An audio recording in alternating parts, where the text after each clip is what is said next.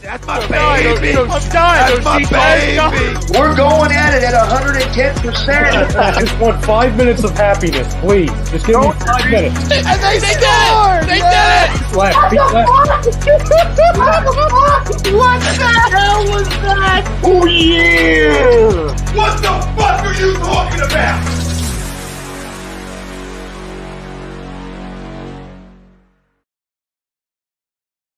Bob Mannery here.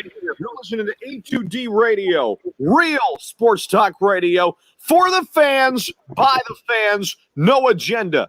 These guys are the best in the business. Hashtag it. No notes.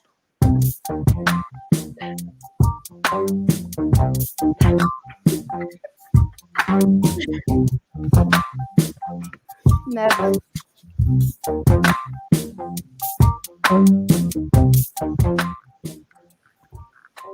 Breaking news, Steph Curry has the worst cornrows in NBA history, maybe the history of sports. But that's besides the point. This is A2D After Dark, only on A2D Radio. Every show we are brought to you by Art Doc. Make them yours. Dr. Paul Vidal, Specialized Physical Therapy, LLC, Burlington. Cherry Hill locations. Find them on the web, specializedphysicaltherapy.com. Tom, Chrome, Ariana, Lindsay, Tori, everybody out there, join us. We got a jam-packed show for you. We sort of going to, at the end of the show, leave off where we left off last show. And I was sort of talking about like when we sort of teased when we found out Santa was real. So we're going to let everybody know what age that was. Some of us aren't going to be happy about revealing that. And I can speak for myself on that one because I'm not going to be happy about revealing that age. But I digress. We'll talk about our favorite Christmas toys growing up, favorite stories, favorite movies. So we'll have a little fun. Beans, tis the week. So we'll enjoy that a little bit. And I'll tie into our Philly sports Christmas wish list. So we'll all give you something that we want from Santa in terms of Philly sports. We need a lot. I mean, this is 1 year where I can't ask you for one thing, Santa. You would have asked me last year. I would have said, give me a 3-pointer from Ben. You know, we're pretty good. I feel good about things right now. When the Eagles played, we need a lot. Sixers are back. Thank God. Sixers back tomorrow night against the Washington Wizards. New look Washington Wizards. So we'll talk a little bit about that tonight. And then we'll preview. It is Cowboys week. It doesn't feel like it because the Eagles are essentially still in it, but they're not. So, but it is Eagles-Cowboys week. So we'll talk and preview Eagles-Cowboys. And we'll look back at Eagles-Cardinals, which was another exciting game. Even though with a loss, it was exciting. Right? There's no moral victories, but it was still an exciting game to watch. It's something that we didn't have much of until the last 2 weeks. So fun stuff there. A poll brought to you by Ambuck Services, 20% off. Tell them A2D sent you. Or your gutter guards, gutter installation. Ambuck Services has you covered. Our poll, all I want for Christmas is to not have a quarterback controversy next year. Agree or disagree? Let us know. Facebook, YouTube, Twitter, Twitch. That's where you can find us. Everywhere you get your podcasts, we're there as well. Like, follow, subscribe, download, comment in. Like I said, we got so much to talk about. You know, Christmas movies later. That's always a great time. I'm excited about getting some things going this week, Christmas movie related. You know what I mean? It's a big time. I don't want to give away movies. How old? You mean you haven't been watching the Hallmark movies since October? No, I don't do the Hallmark channel. I just. Oh, geez, you don't know what you're missing. No, I think I do. They're an awful bunch of movies. Yeah, I think they're spectacular. Spectacular. We'll get into some fun stuff later on in the show when it comes to Christmas. We'll do our Philly Christmas wish list. But our poll, tying right into that, all I want for Christmas is to not have a quarterback controversy next year. Hey, which is something we have to ask for this year, right? Like we have to ask for that this year.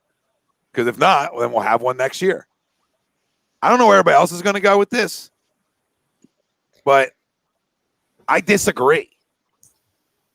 Bring on the controversy. Bring on the competition. Bring on fight for it. I don't know why everybody's so scared to fight for a job. Fight for it. Be better than the guy right next to you. What are you scared about? Nobody should be scared. Go be the better player. Right? That's what I want in sports and life. It's about competing a little bit. Can't just not compete. Oh, it's going to be given to you. No, sometimes you got to go earn something when you don't play well or you don't live up to expectations for a certain amount of time. Sometimes, you know what? Competition is the best thing to move you forward. if you're the guy. So for me, I don't want to give up on Carson yet. So come compete next year. That's why I'm going to disagree to it, because that's not what I want for Christmas. I have other things on my wish list that we'll talk about throughout the show, but this is not one of them. Not a controversy.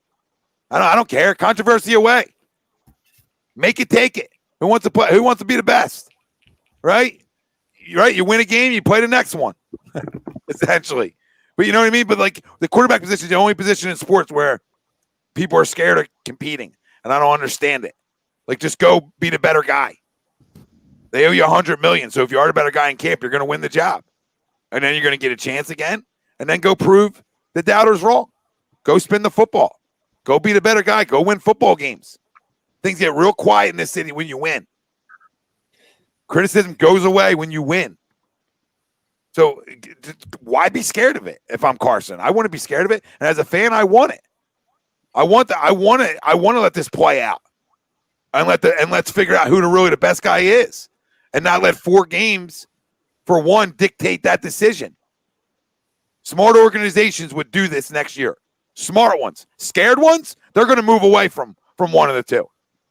That's what scared organizations do. So you guys tell me. All I want for Christmas is to not have a quarterback controversy next year. I disagree for just them reasons alone. There's really not much more than that makes me disagree. You know, I don't want quarterback controversy per se. Nobody wants that, but there's always going to be that in this city, no matter who the guy is. So these two guys have both shown me they can play. So let's go. We don't have a lot of talent on this team anyway, so we need a good quarterback. So I disagree. Whoever wants to go next, agree or disagree with it?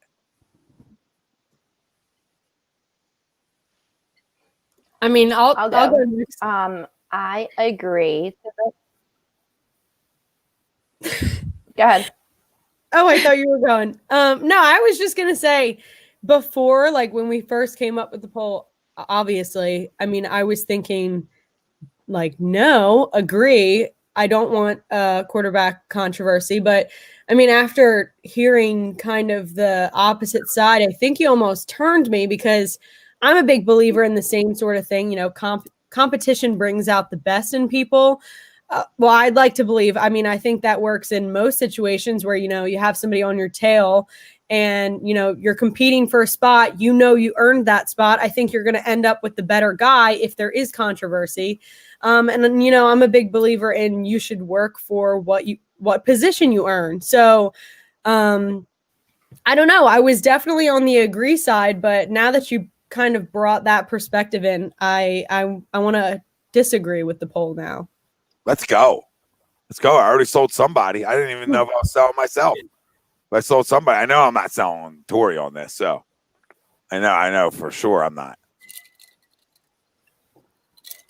Okay, I'm gonna try to go without my Wi-Fi jacking up.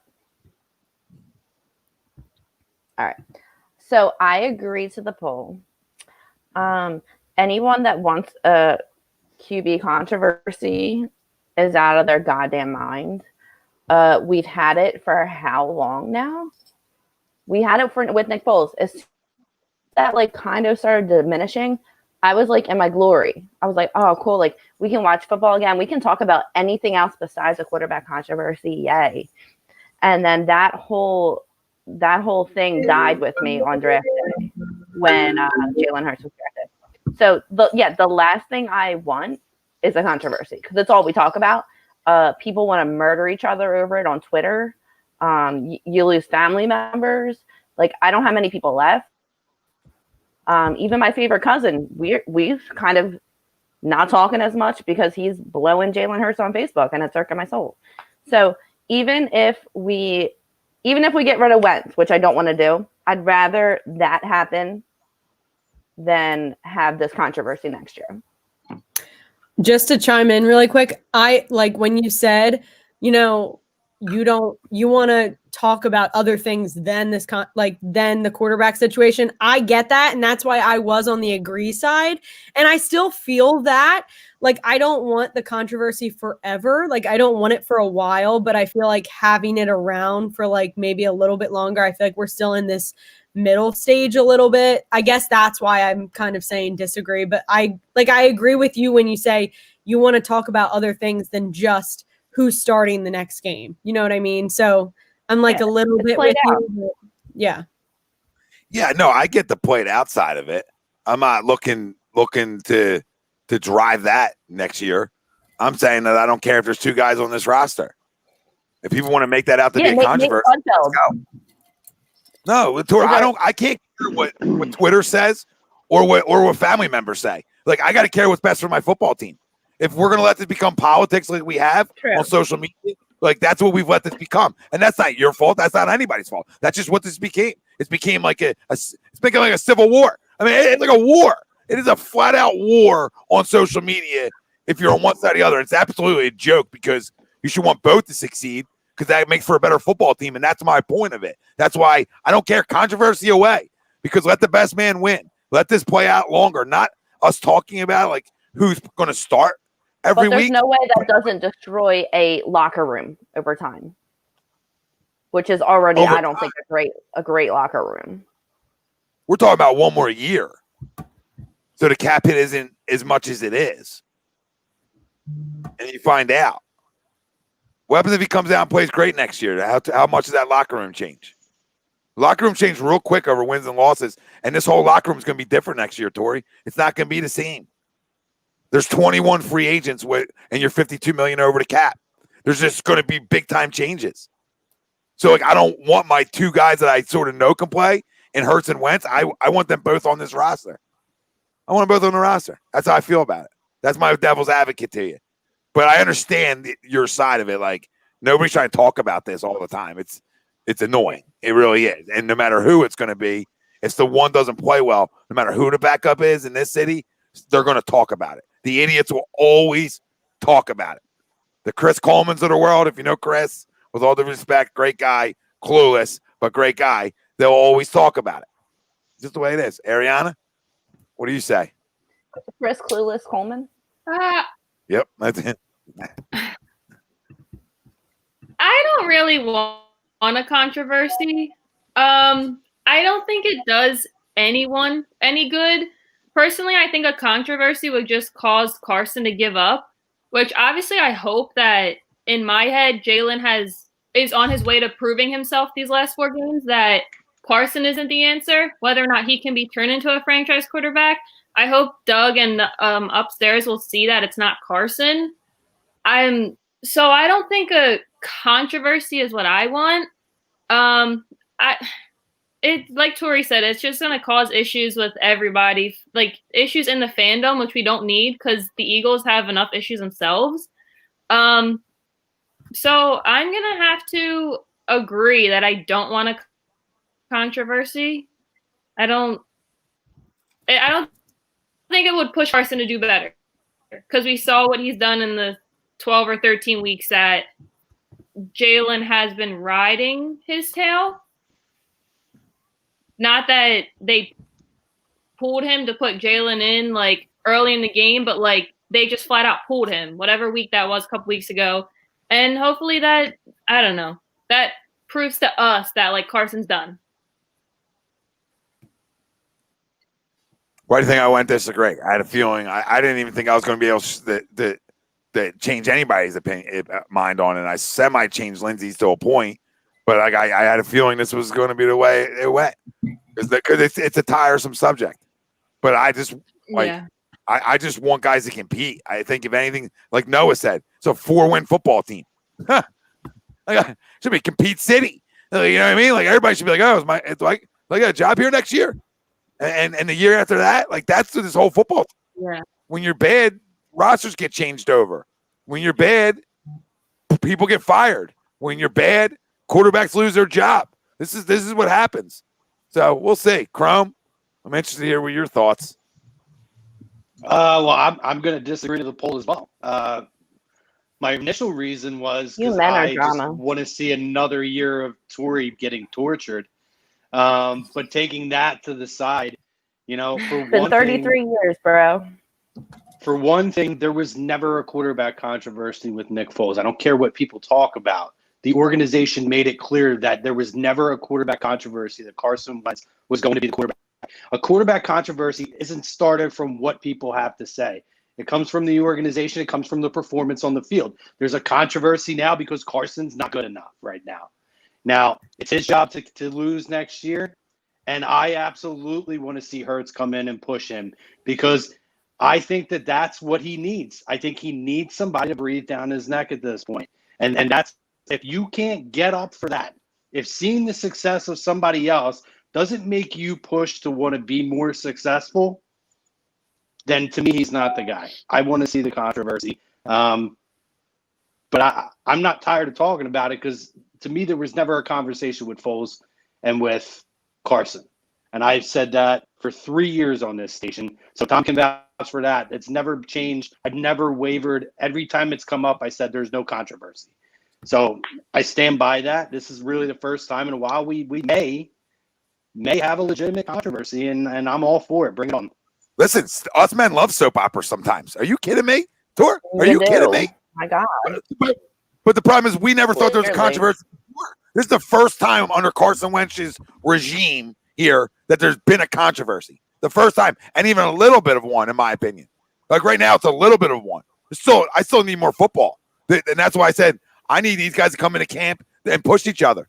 They've both been through this before. They've both been through this at different levels. It's way different than the Nick Foles situation, but it's the same though for Carson. It's the same for Carson, and it's the same for Jalen in college. Like they both have been through this. If there's two guys who can handle it, like this is why I press this. If there's two guys who can do this, it's these two guys. He's playing because he was hurt. It's different now. Like he was benched. Yeah, well, he's benched because he led the league in turnovers. That's what happened. You're right. I mean, that's why it's a legitimate controversy then, because the performance on the field dictates that he shouldn't be guaranteed his job. He should have to come out and earn it. And why not do what I said? Why not let both of them play throughout the year? Give Hurts 3 series a game, right? Use your bet. Use it. If there's two guys who can handle it, it should be these two guys. They both have been through this in their careers. They should both put just like they all talk about just wanting to win. Well, wanting to win is using your best talent. That's wanting to win. So that's why, like I stand by competing. I stand by pushing each other, and I stand by on a roster that stinks, trying to keep the talent I do have. Because there's not a lot. Not a lot. That's why we're talking about the quarterback so much. Because who else? I don't think Carson would buy into a two-quarterback system. Well, I don't think Carson would buy into a two-quarterback system at all. I think that would destroy his confidence even more. Yeah, well, I mean, time's his, but I'm not taking a $32 million cap hit over him, and I'm paying you $100 million, and I'm trying to win football games. So not disagreeing with you, Ariana. I mean, probably not. I'm yelling at him because it's like, dude, I'm paying you money. We're trying to win football games. It's like your ego should not get involved in that. Your ego should be about hoisting Lombardi trophies. That's what your ego should be built upon. Tom Brady's whole ego was built upon trying to hoist a Lombardi. That's what you strive for. Well, so you can attack me for not wanting it to do it because nobody does it. But we stink. We're going to stink next year. You got a better option to competing? You got a better option, Wills, to compete? Because you haven't came up with one, and you do a show every Sunday here, and you've been dry about it, all right? You've been dry. You've had no solutions. You've had zero solutions, all right? You're like Jim Schwartz, Uncle Missionary, and no solutions. Love you, Wells. I mean, can you think our coaching staff can develop a game plan for two quarterbacks? They can barely do one. So, like, that's the thing, too. You got to think about who is in charge of us. Well, for one thing, you got to bring an offensive coordinator in who's going to be able to have a lot of experience in coming up with the scheme. I mean, to your point, I don't think it would be the same people in the office or in the room putting together those game plans. There's going to be changes on this coaching staff. Well, your $100 million quarterbacks start seeing stuff at the line of scrimmage better. And maybe the game plan won't look as bad. I mean, that's the glaring thing that I've noticed. It's not about the game plan changing. It's about he just got lost this year, and it happens. Doesn't mean he's lost the rest of his year. I mean, the rest of his life. It's just this year he's what we call on a slump. And can he get out of it? I still believe he can. That's why I'm in the boat I'm in. I still believe he can get out of it. Not this year, you know what I mean? Obviously. But like next year, fresh start to it, I think he can get out of it. And with a better offensive line and things in better shape, I think he can get out of it. John says, here's the question. But are you thinking like Am I thinking what? I think she's frozen. Oh, yeah. The answer is yes. Are you thinking they battle it out in training camp, or is this a certain man's job to start the season? No, this is a training camp fight. I think Carson has no matter how advantage. the season ends. I think the playoffs. I think Carson has the advantage. It's his job to lose, but yes, I think that they battle it out in training camp and make a final decision after that. Yeah, that's all. Yeah, I mean it's not something that I'm not giving one guy the key to anything, no matter how this season ends. I mean, Carson was already given the key, basically. You know, to John's question, here's the question: if once Waves his guaranteed money to where the Eagles don't take a cap hit, are you trading him in this offseason? He's not, John. He's never going to waive guaranteed money. There's no player in the NFL that's ever going to waive the guaranteed money. No chance. I don't know if I fully agree with that. You waive your guaranteed money so you could be cut and basically they're scot-free? Absolutely not. He's got a pretty nice size guarantee. And with where he's at right now, there is no way this dude is waiving guaranteed money. Whenever you see guys leave money on the table, it's because they've had a good enough year to come out and make more money the next year or the year after that. Carson is not in that position right now. Brian, we already know jobs should be ever safe in sports. Agreed? Agree. Except Howie Roseman, right? Yeah, I can't consider him sports. Too nerdy. He doesn't get that credit. Marquis says, I'll only trade Wentz to an AFC team. Let them worry. I'll trade him anywhere that gives me a good enough package back. I don't care if it's the Cowboys. True. Yeah, I was gonna say you don't care if he goes to the Cowboys and smokes us. Nope. Who is he smoking us with around him? He's smoking us on our roster right now. He's gonna smoke us wherever he goes because that's what happens in the world of Tory. But going to it'd be one thing for him to go to the I don't want him also to go to the Patriots and the Saints, but the Cowboys, Jesus Christ, can he go somewhere where we won't barely see him? That'd be nice. I don't care where he goes. I'm not one of those, I can't have a guy go in a division. You trade him where you get the best offer. Whatever's going to make yourself better. You can't worry about other people. If you take care of in-house, it all works out for itself in the end. Mark's not happy, though. You're so optimistic. You can smoke my phone. All right. He's not happy with Wentz. Jeez. That was my cousin that I was saying that is blowing Jalen Hurts, by the way. That's I can't also believe true by he Leland. let Mark on Facebook. Yeah. Leland says the NFL is a players' union. The union would never let him waive anything. No, but they would let him restructure. And they would let him backdate some money on that deal to allow the Eagles they sort of get out of that dead money more. So that's probably the only possible thing would be like the restructuring of it. But I can't see anything else. You know what I mean? He's not waiving guaranteed money, but restructuring. That's what I thought John was saying. Restructure, not waiving. No, he's not giving. He's not going to give away free money. No. Marquise, if he wins the Super Bowl with Dallas, someone has to embalmed. Embalmed that night. I died literally. Embalmed. Bombed. Embalmed. Like they embalmed I volunteer as tribute. I Jeez. volunteer. Marquise throwing out like the big words that I can't say. I'll take that one. Yeah, thanks, Tor. You know Teamwork. what involved me? Stop it. I cannot. Has to be him. Yeah, I got you. Brian Daly, the problem, Chrome, is Agreed. our house doesn't know how to take care of themselves. Our own house. I don't know what he's talking about. Or in-house. I said that if you take care of things in-house, it works out. You don't have to worry about what everybody around you is doing. He's saying they're incompetent, that they can't even take care of their own in-house issues. Well, I agree. looks like that.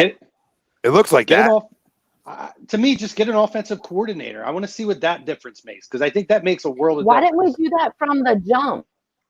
You're right. As soon as I heard, And I was driving in the car when I heard this on the radio. Breaking news: the Eagles Which is decided true. not to hire an offensive coordinator, and I was like, "Wow, this is going to go fucking terrible."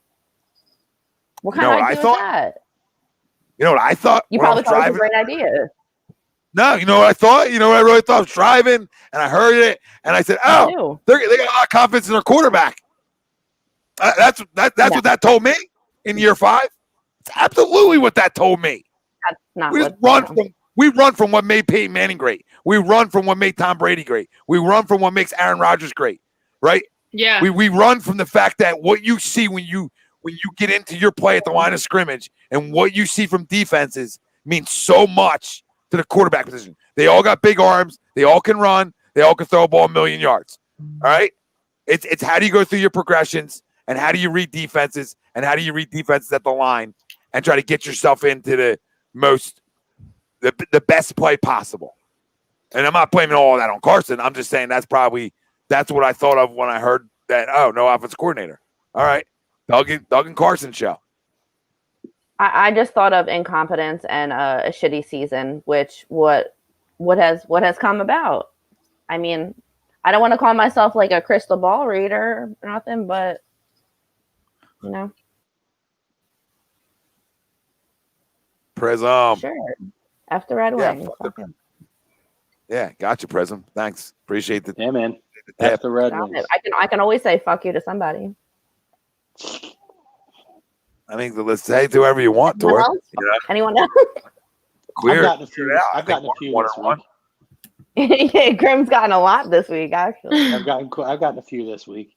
Torturing my soul day and night. So, what are some good things you saw from? Let's change it up a little bit and get away from Carson, because I don't care about the guy who's not playing right now. I'm sorry, anymore. So, what did you see from Jalen, and what did you see that you thought he did better in his second start, or do you not think it was better? Like I thought he did better at a lot of things, throwing from the pocket automatically.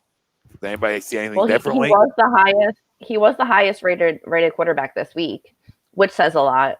Yeah. I mean, also a lot of the starting quarterbacks are not playing right now. But still, for a guy who's a rookie playing in a second game, like that says a whole freaking lot. And like I still feel like we won the game, even though I know we lost. Just because I guess the way watching it felt like, I don't want to say it felt like a win, but it kind of did. Yeah, I agree. I think he showed us that pressure doesn't scare him. Like, I was just going to say that. Like, that's the biggest thing that I feel like I take away from his performances, just how, like, poised he is when he plays. Like, I don't feel like pressure, or I feel like he's just dealing with it, and it's not like the turnovers aren't there. I don't know. It's just, well, I'm going to go like find some wood to knock on, but you know what I mean? Yeah. Well, nah. I keep waiting for him to like blow up, and he just doesn't. I mean, blow up in a bad way. Yeah. Like the comments, like Jonathan said, Jalen has good decisiveness. That's the word I was going for. Like he thinks quickly, and it's just like, so far good decisions. And that's the main thing that I see from him. Wow. Eric Lindros is a piece of shit, so I like that comment. And Carson's not. Jesus Christ. Great show, guys. Love the Carson slander. Giving him the Eric Lindros treatment. Yep. I'm not giving him. I'm here for the people out there that haven't given up on their man yet. I'm out here proving that like there are ride or die women out there. And for all you people, I know we're the small minority. I know we're the out there, but I want you to know I'm speaking for us too. Is this what this is about? You're not Tori, allowed. You're such a martyr. Is this what Tori, this I have is? a question. You're not Go allowed. ahead. What You're a martyr. will make you come to the conclusion? Possibly, this is all like it might not happen. What would make you come to the conclusion that Carson is just a dud? Like what is the trigger point for that for you? Tell her For how me, you it's hard to call him a dud because it's hard to call him a dud when I've seen elite Carson. It's hard to go back and say he's a dud when you've seen that. And I think next year he plays like shit. Bye. Like I'm willing to give someone throughout the season. Yes. Next season he blows. Like I'm not going to be on here blowing his pole, like whatever. Like for me, I just got to give the guy the season. You're going to be a great parent one. You're going to be a great parent one day because I have a feeling you're going to have that kid who's not as good as the parent thinks they are, but you're going to battle to make sure that kid gets more playing time. And I dig it. I'm into it. Good for you. Yeah, good for you. I'll tell you one thing. Is this what this is about? Everybody know this is what this is about because it's what you said. I listened to a lot of what you said right there, and the one thing I really took out of it was you said I'm here to let everybody. I'm here for all the ride or die checks. Martyr. Right? So you said you're here for all the ride. So this is what this is about. So you want to let everybody know you're ride or die when which is fine. I But want to say ride or die people. Fair, okay, fine. But it's okay to criticize and still ride or die. It's okay to say, yo, we're gonna pick it up in here. Like if you're in a relationship and they ain't bringing it on the table, you're like, yo, well, I want to pick it up in here. Doesn't mean I don't love you. I just want to pick it up. You haven't heard me saying that Carson plays great. I'm saying he does. No, I got you. Like I would also have a hard time saying he's a dud. Like that's like a harsh term. But like I would say I'm ride or die for what's best for the team. So like right now, he's not best for the team. But like would I say he's a dud? No. Would I say that he's done forever? Like he doesn't, whatever. No, but he's just, in my opinion, he's not what's best for the team right now. Are calling him a dud. I'm blowing him. And then we got Lindsay, the voice of reason over here. So everybody out there, thank you, Tori, for taking on the weight of the world for everybody, for putting yourself out there in harm's way at risk to take all those shots from social media. We needed a voice of the people. I accept it all. And that I have is nothing you. better to do. I am so grateful for this moment to be in your virtual presence. I knew I was put on this earth for a special reason. I just didn't know this was it. So funny. Also, Tori Crum just said your future kid is going to stink at sports. I did. Yep. Just confirm. Brian, is our child going to stink at sports? You tell me. Oh, if it's Wilson's kid, absolutely. Yeah, there's no talent there. That's an obvious. But you don't have the best personality out there. Best Debatable. personality out there. It depends what day you get him on. Mr. Congeniality. He'll probably show up during the second inning. Yeah. Thank you. That kid ain't on time for nothing. You kidding me? You kidding me? It's showing up in the freaking third quarter of the basketball game. Coming in after halftime. Oh God, that's fun. I can't wait. I'm not reading that comment. All right, so we also talked about what he did better, right? Like we like this toughness. We like the fact that nothing seems to rattle him. He looked like he threw the ball better from inside the pocket.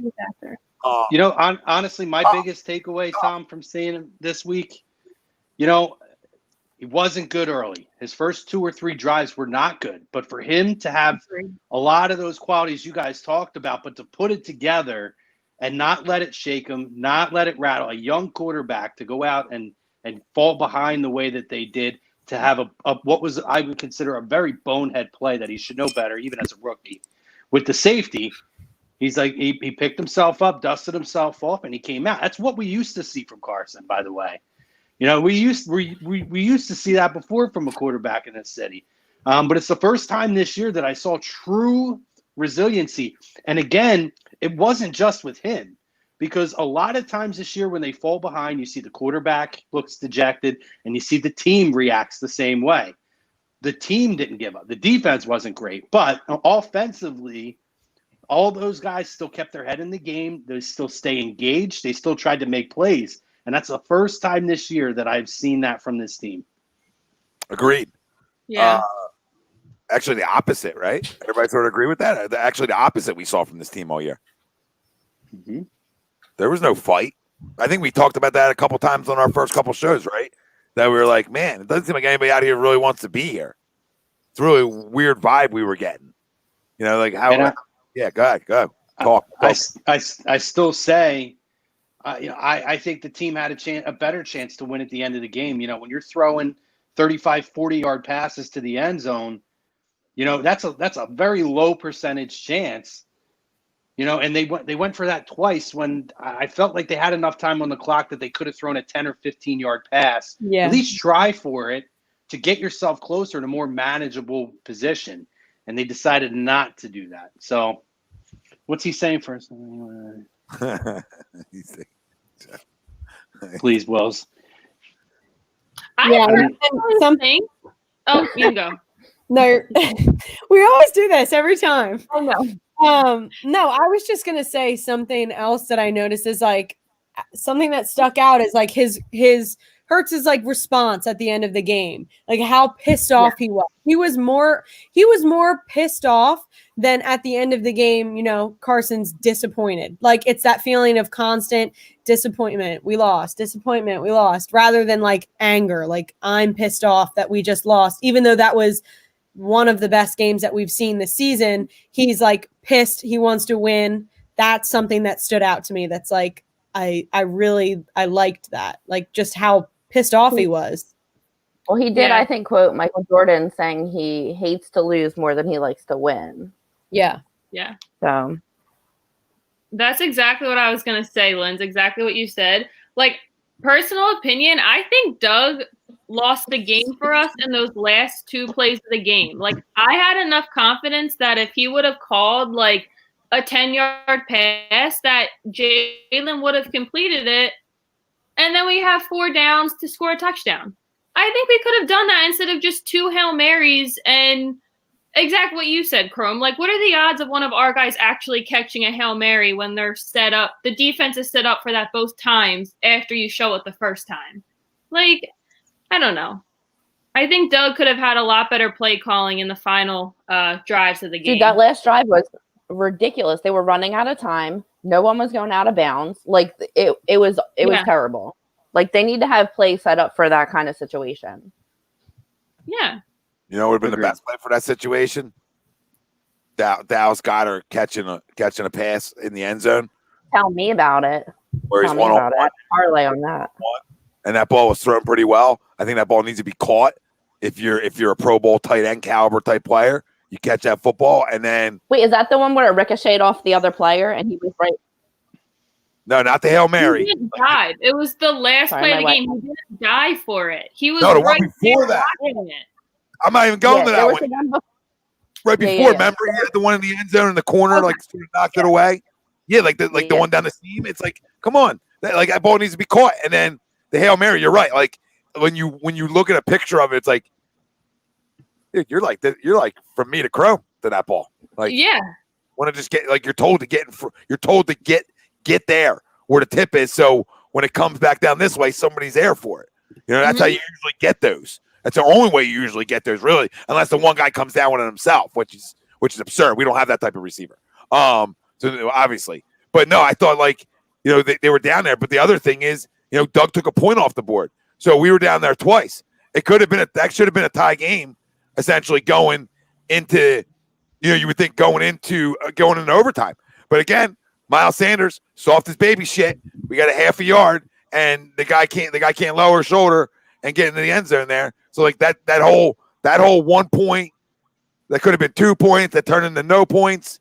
That actually hurt us when you talk about the end of the game on them 2 drives where, you know, we're down 3. We kick it away and then we get a stop and there we go. So That's sort of where I had with it on that part. Yeah. On the end of the game. But I think he's tough. And I think that's what we learned. So it is Dallas week. So let's talk about next week and give our scores and predictions and our offense and defense player of the game. Whoever wants to. Doesn't even feel like Dallas week. It doesn't. It feels different. Oh, she's gone. That's different. Only her that would I happen. miss the Florida Wi-Fi, even with that background noise. Yeah, all right. Score, offense, defensive player of the game. Eagles, Cowboys. Strange week. Strange week. Yeah. We're still in it somehow. Doesn't feel like that. Like Eagles, Cowboys. Sorry, I missed my Florida Wi-Fi.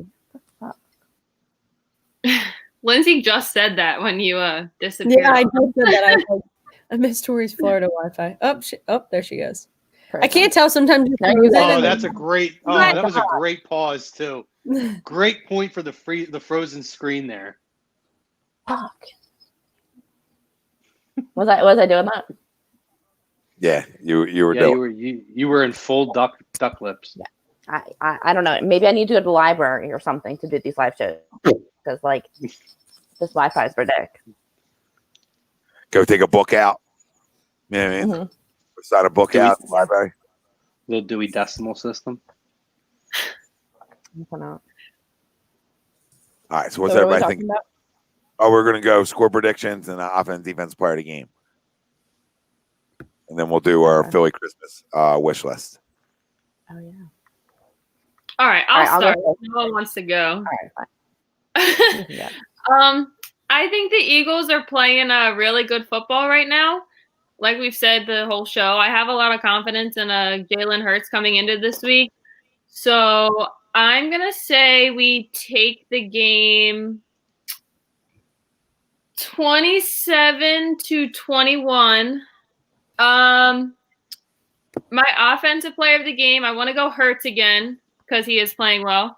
And defense, week after week, I don't really care about our defensive player of the game. As long as someone shows up and does good work, then I'm happy. Tori, Lindsay. I don't know where Chrome went. You can go, Lindsay. I'm definitely thinking Eagles are gonna win. I'll go offensive. I'll say Hurts because he's kind of on a streak. Defensive, I'll say Alex Singleton. And score, I'll go 26-13. Birds. 2 dubs. Dubs. Tori got a dub. I guess I'm gonna pick him to win because You. that's how it goes with new quarterbacks these days. I guess. I'm gonna give. What does that even You're mean? so bitter. I'm just like. Just shines off. Just comes shining out. Like a star top of the Christmas tree. Shining bright. Shining bright. I'm just confused, guys. I don't know how to feel. Okay. Okay. I got us winning 20. I always say 23. Like I say the same score every freaking week. I'm gonna go 31 to. I don't know. Is Zeke playing this week? Do we know? Let me find out. He didn't play last week. No. I don't see the Cowboys scoring that much. Maybe like 31-20 Eagles. Player of the game. I'm gonna go Dallas Goedert. My God, can he step himself up? And defensive player of the game, I'm gonna go Brandon Graham again. Maybe that Pro Bowl nomination for the first time in how many years? 11 years. Will boost him up a little bit more. Ezekiel Elliott is questionable, so looks like he'll play. Chrome? Let's see. I got the Birds winning. I think that they win. Fucking damn it! I think they're going to put some points up this week. I'm going to give them their first 30-point win or 30-point game. I got the Eagles winning this game 31-17. I don't think this is that close of a game. I want to pick Jalen just because I think that rolls, but I'm going to go different here. I'm going to go with a guy who's been on a milk carton, but showed a little sign of life at the very end of the game, and maybe that rolls this week. I'm going to go with Travis Fulgham. Make some plays this week, bounce back. Defensively, I think Travis Fulgham. I know. It comes from the line. I think the line is going to make the difference here. Put pressure on the quarterback. I'm going to go Mr. Derek Barnett. I think Mr. Barnett's going to have a big game this week. I don't want it to be a clean sweep, but they're winning. You can pick them to lose. That's okay. You can't, Chrome, because I know how the NFL set up. All right, the NFL set up. Carolina's going to beat Washington. We're going to beat Dallas, and the NFL loves ratings, so it's going to come down to Week 17. Exactly how this thing's going to shape up. All right, and Torrey's me, but I've just openly criticized Carson now. Like, you know what I mean? I've been able to do what she hasn't been able to do, but I am conflicted at times. But then I've learned to just say, you know what? I love the Eagles. I don't give a shit. Let the better man win in terms of the whole thing. So I sort of just let it go. So I feel you, Tor. When it glistens off of you like that, I get you. It's been tough times. This hasn't been an easy year. 4-9-1. Life's hard. 4-9. I got a hug. You need a hug? Virtual hugs. Virtual hug talk. I only like hugs when I'm drinking, so. You texted us saying you'll be right back. You're filling up 4 gallons all the time. You said 4 gallons too. I have a drinking. So yeah, like what are you not? That's my real question. When is that not happening? You said I'll be back. 17 gallons of wine I'm filling up. I'll be back. I got an orchard out back. Literally. I live next to a bar. I don't know. I'm sort of with Chrome. I'm sort of with everybody here. Not so much score, but winning. So yeah, I got the Eagles winning. Dallas defense is like they're weird. They're weird because they have a lot of talent and they should be good, but they haven't been good all year. They have been creating a lot of turnovers last 2 weeks. Dallas' defense, and that's why they've looked like they've played better per se because they haven't taken the football away. They sort of had the same issues with their defense as we have with ours. They just weren't taking the ball away all year. And they're doing a better job with that now. But I still think like if there's momentum, which is weird because we don't have momentum, we just lost, but like we're playing harder as a team. And you're going to know, I'll put it like this. But if Carolina wins at 1:00, because we play at 4. So if Carolina wins at 1:00, you can book it that we're winning that football game. Like load it up. How do we keep getting all these 4 o'clock games? It's so weird. Yeah, I don't like the 4s either. I tell them that all the time. Like, can I just? I think we're a friggin' West Coast team with how many? We've had so many 4 o'clock games. It's like a 1:00. Yeah, it's weird. I think it's like the 3rd or 4th. I know it's at least the 3rd. It might be the 4th in a row. Yeah, Lindsay, you have a simp in this chat. It's insane. Oh my god, like you are right, but like she said, "All right." all right. Why? I feel bad. I think it's Lynn's burner account. I feel like we're getting attacked. Like we gotta be. Like everybody. Shh. Go ahead, Lindsay. Wait, what? Oh wait, he said Tori's hot too. Thanks, but he's spelling my name like Tori Smith. That's how you spell it. That's hot too. Not Tori. Nah. This chat is like moving so fast. I'm trying to read it and trying to like listen that it's. Oh wait, they said top right's hot too. We all okay. I guess our Christmas PJs look really good tonight. That's all I'm gonna say.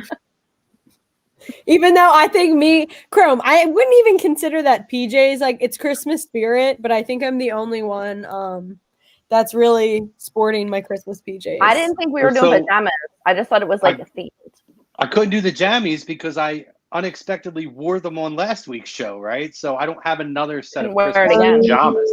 I have ugly sweaters. I have T-shirts. I could have wore my Donald Duck Disney shirt. You guys really wanted that, but I feel it's silly, gritty. I have a horribly ugly Christmas sweater. Like, wait, dude said Chrome was way hot for the show.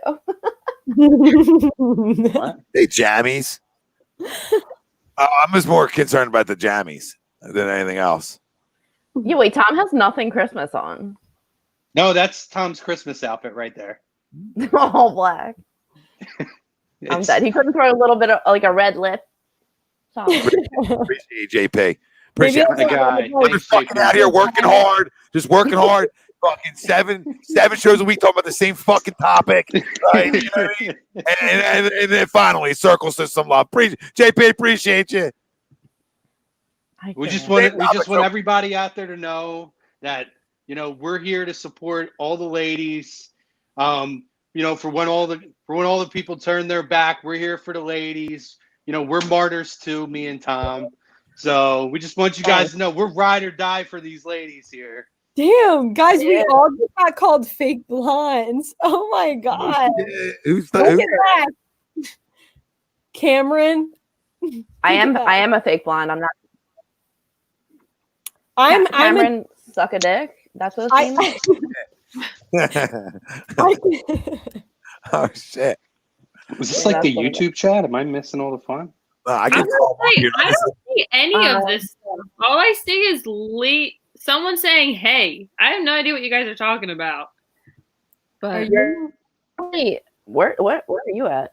But guess what? I was born brunette, but I look way better blonde. So sorry, bro. Sorry, you're mad about it. There's a lot of good comments, guys. I don't know what to tell you. I'm not. If you want me to flash every one of them, I absolutely can. I just all these fake blondes. Look, I can't even say this because everyone's. You look like a natural blonde. You are a natural blonde. Don't worry about a thing. Yeah, pull up the baby picture. We'll see that. No, that took me forever to find. I could have found more. Yeah, YouTube. Yeah, JP, YouTube. This is where it all coming from. YouTube, Twitch. Yeah, we're getting Twitch. We're getting Twitter. He said Carlson's married to a real blonde. What am I? Wow. What am I? I haven't been burned like that in a hot minute. Yeah. That's a real good burn right there. Loser. Yeah, that was like a really good burn. Damn. But guess what? I appreciate a good burn. So if you can make fun of me, like, I'll probably like you as a friend. I'm like a little bit of a darker blonde, but I like the lighter blonde. I'm like the only one in my family who got like the darker blonde vibes. What were we even talking about? My sister's blonde. My sister's freaking blonde. Oh yeah. And my mom has blue eyes, and I just got nothing. Nothing. My hair is blonde via peroxide and baking powder or soda, whatever one you mix. So you're fake blonde too? Oh my god. Does that include me? Am I an angel too? Does this include me? That's our new name. That's it. Tom's Angels After Dark. God, this is taking a turn. Like I can't even focus on talking with everything I'm reading. It's like right in front of my face. There's so much going on out there. There's so much going on. I love to read out comments, Todd. That might be the comment of the night right there. And there's been a lot of good ones. That one's like respectable, and you can read it off. This one. I'm about the guy talking shit. That's what I was gonna say. Did I not talk about my lipstick for how long? Oh shit! I mean, like I'm saying, I can read. You want me to read all this crap? Rare. You know, it's getting weird. Yeah, Donovan. Yep, 425. They flex that one. Thanks, brother. Thanks, Donovan. And the tip. Can't thank you guys enough for that shit. Let's go. Let's go. Where was the score? Did I not give a score yet? Is that where we were at? I don't even know. You might have been at a score. I was a little like looking at the comments a bit. Sorry, we got triggered by saying we weren't real blonde. Yeah. Brandon says Tori doesn't like compliments. I don't. Jay, I'm not reading that comment, Jay. You know what I mean? So we're not reading that comment. We're going Can to you read them? I can't see any of them. I'm not reading something. How can you not see these? Have you never been able to see them? My Which thing one? is Which so one are you? behind. Oh, ew! I said, ew. Does the rugs match down there? Yeah, I'm not reading that. Well, first off, you're a boomer. Are you a boomer, Jay? Because ain't nobody say rugs anymore. You're a boomer. Okay, boomer. See, Tori, now you're getting Tori's earrings. All right, the fellas. I've never seen them spelled like that. Earrings. Hey, take that shit back, Joe. Nothing wrong with a real ginger. Let's go. Take that shit back. We got anything Eagles wise? 34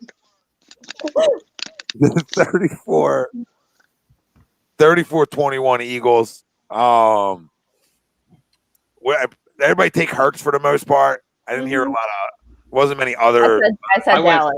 Carson. Just kidding. You're a dick.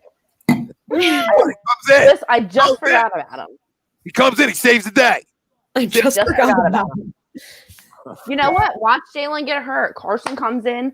No. A day. Soars us right to the playoffs. Do not predict Jalen getting hurt. That is so messed up. It is. But do not do that. Ariana, look what she's doing. We know her truth. We know her truth down there. We know what she does. We know what she's really with. Do you care about the logo on your beanie or do you care about Carson? Oh my God. That answer is Carson. Philadelphia Carson.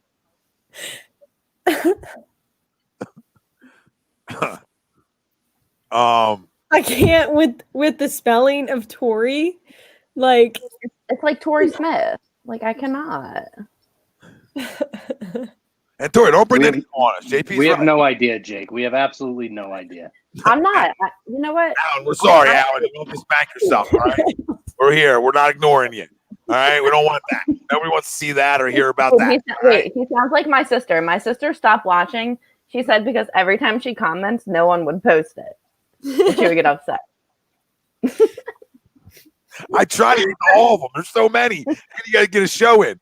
We try to get to all of them. We love all you, Anthony. What's up? I want to see Nate Sudfeld. No, I don't. We're not doing that, Chelsea. Yes. So, yeah, 34-21. We'll go. Oh, my God. We'll go Miles. I feel like I need a drink after all this. Seriously. We'll go Miles Sanders and. Can we put Brian Wheeler's comment up here real quick? After your prediction?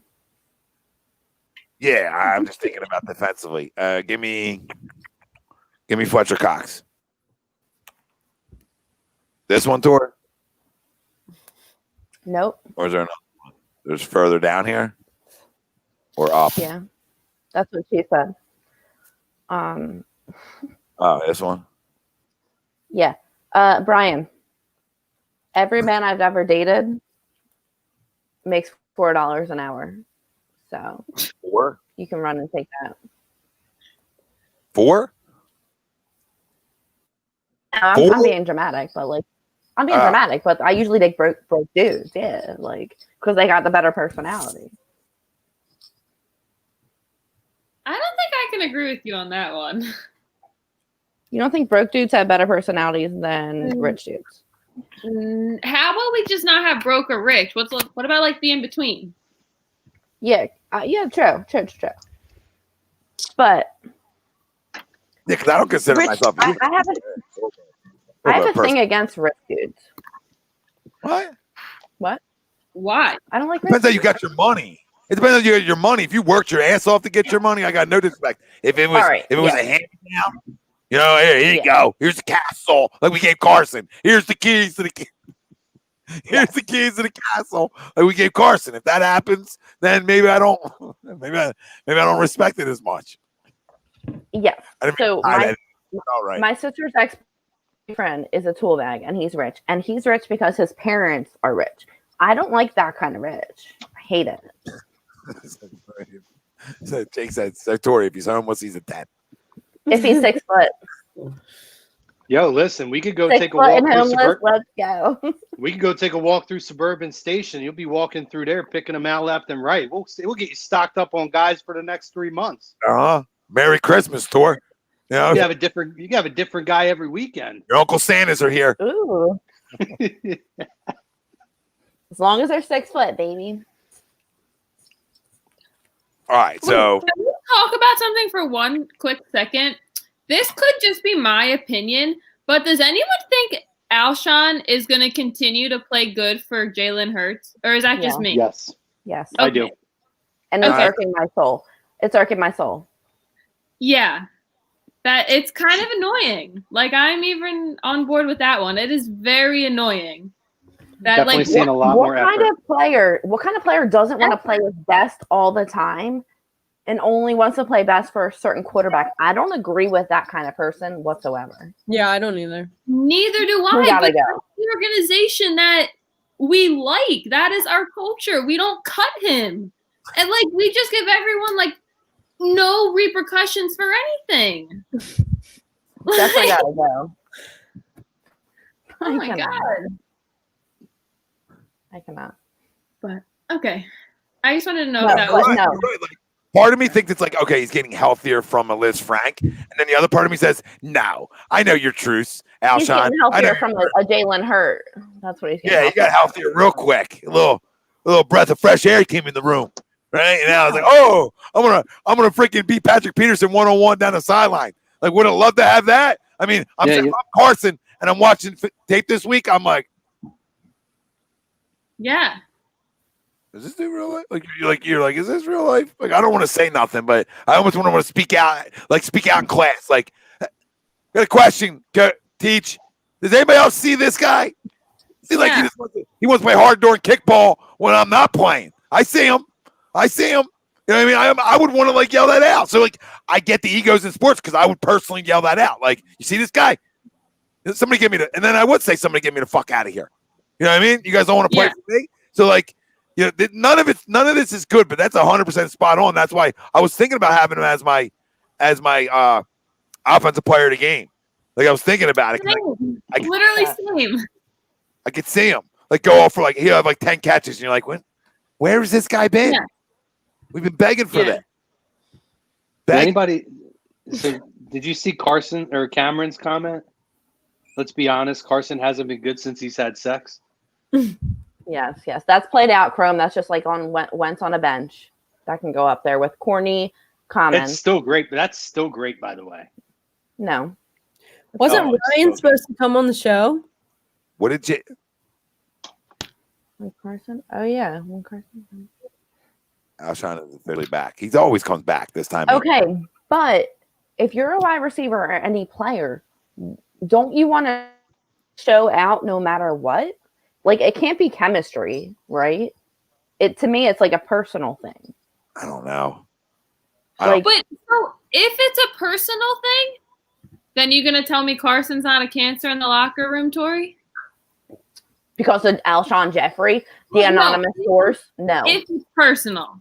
Only if it's personal. I'm just saying, like, if it's one guy who thinks it's personal, no.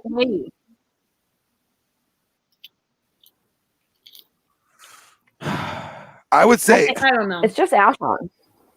He's guaranteed so much money next year still, Alshon, that he can play them games. Because he's still going to get paid.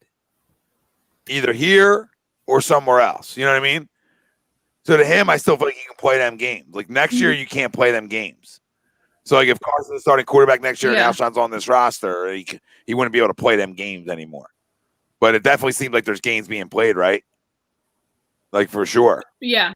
You know, that's all I see. And I think everybody, it's not just me. I think all of us have the same conversation. Like, and we're all watching the same game. Like, man, things I hear this guy's name a lot when the other quarterback isn't in. Mm-hmm. That's not good for anybody. Yeah. But also, Jeffrey's out there, like, taking snaps away from Fulgham, who, t-shirt guy, like, I didn't want to crown him either, but he was playing well. Like, why are we getting rid of Fulgham to play Jeffrey's bum ass who wants to decide who he wants to play for. Like, let's get the kid that's been playing well, who worked his way up. Like, I'm about giving him the snaps, not Jeffrey. Yeah. I would say that it just shows that they're not playing their best players. But they're gonna like, you know what, Tor? It's actually funny you say this because you would say like, okay, the money shouldn't matter. Like, play the better player, right? Like, wait, what is that? Oh, this is Dunkin' Donuts beer, Jelly Donut IPA. What? You tried it? Ariana got a full-on boner. Wait, it's spectacular. Boner gate. How do you like it? This is great. The Boston cream is really good. The pumpkin is good. Is that beer? I haven't had the regular coffee one yet, but I have. Yeah, the Jelly Donut's phenomenal. Oh, Jelly all over my Instagram, and I am still the biggest Dunkin' fan on this planet, and I haven't gotten around to trying it yet. Hold on. You must. That honestly sounds awful. Boston cream in a can? It's a Boston cream inspired beer. It's phenomenal. That doesn't inspire a beer. Inspires a great donut. Spectacular. And then jelly too. Like the jelly donuts are like, eh. And now I'm throwing in a beer. Oh, jelly donuts are eh. No, the best donut is Boston cream. No, donut is glazed. We're about to talk donuts and cookies and vanilla cream. Yeah. Vanilla cream. Chocolate. No, ew. You know how bougie you sound right now. Chocolate vanilla cream. No. No. See yourself dance last week, Boosh. All right, you're like the definition of Boosh. That's the Tory, baby. Oh my god. That's the Tory. Me? Levi knows. Levi knows. No, literally just traditional glazed best donut. Glazed is pretty great. There's like a farmer's market near me, and they have a banana cream donut, and it is incredible. That sounds good. Dunkin' Donuts. Listen, you guys. I mean, it's okay. I don't like beer in general, but like, ew. Right. I mean, I can't take the opinion on someone that doesn't like beer at all. I gotta fix my lipstick. Who? Talking with Tori. She just said she doesn't like beer in general, so I can't take her opinion on if it's going to take. No, you're right, because I think beer's. I only drink beer when I'm too drunk off of wine. Tom drinks his bougie drinks, and there's nothing wrong with that. I drink them too. Oh, what do you drink, Tom? Bougie drinks. Because on an island, you might throw an umbrella. Oh, stop it! You'll do that shit at the spread. You'll have bougie. You'll have a pina colada at the spread. I don't even want to hear it. I would, but you don't have so many of them. I'm more of a vodka person though than I am beer. Me like too. you put vodka in anything. You want a Red Bull and vodka? We can freaking have a real aggressive night. You know, we don't want to talk about the next morning. We're me and you we're looking at each other like, man, things got weird last night, huh? Not between me and you. I just mean like the night got weird. I got to clarify for the people because people in the chat don't listen. So, I mean, you learn that. But that's when you have a Red Bull and vodka night. You might choke somebody out. You don't even know. You know what I mean? Like it's aggressive. We got to figure. Yeah, we got to talk about it the next day and still figure out if we're still friends after whatever transpired. That's the worst. Oh, for me, Chris just said try high noons. I love high noons. See, like I don't retweet them. Tor, you don't like them? See, I'm high noons good. They're right. Like I'm still in the White Claw thing. I'm obsessed with them. I'm truly. High noons are so good, but they're so expensive. The White Claws. They didn't do it for me. I'd rather a White Claw. When you have some of the other ones, Truly, and there's a couple other brands, Truly, and then you go back to a White Claw, it's so sweet that it's like, ooh, I can't drink a White Claw now. The Bud Light seltzers are really good. You literally couldn't pay me to have a grapefruit White Claw. I honestly don't think that you could pay me. See, they're horrible. I'm not a grapefruit juice fan or anything, but I like it with beer. I like grapefruit flavored beers and grapefruit flavored seltzers. I'm not surprised by that. But like I can't drink grapefruit juice. I don't like grapefruits. I think it's disgusting. For some reason with beer, especially in the summertime, because I find it refreshing. Why does the Blue Lagoon look different tonight? Because it is, Tori. It's a different side. Because it actually is starting You to put come all together with some those stuff things decorated. up in a week, Or no, I are did you all that. in a different way? I did that the other night. or are you in a different section of the room? Well, no, I mean, that was the section I was sitting before I had the TV and the entertainment center set up. I don't understand. My computer just went from like 67% to 13%. Does that even make sense? Lindsay, you ever hear of a charger? They Look, they I got- Sounds like- give your thing Literally, I energy. shot my charger They out give like your thing every energy. Sounds like the Carson Wentz support fan base. 60% approval rating down to 13 overnight. down to one single woman. That's right. That's it. It's all You're- me that's by you. myself. Everyone else is getting really excited about sharing their drink suggestions. Why can't I see any of this? Oh my god. It's on the tube. No, you should be able to see it. Mine's Comments. just behind because I'm on my hotspot because I don't have Wi-Fi here.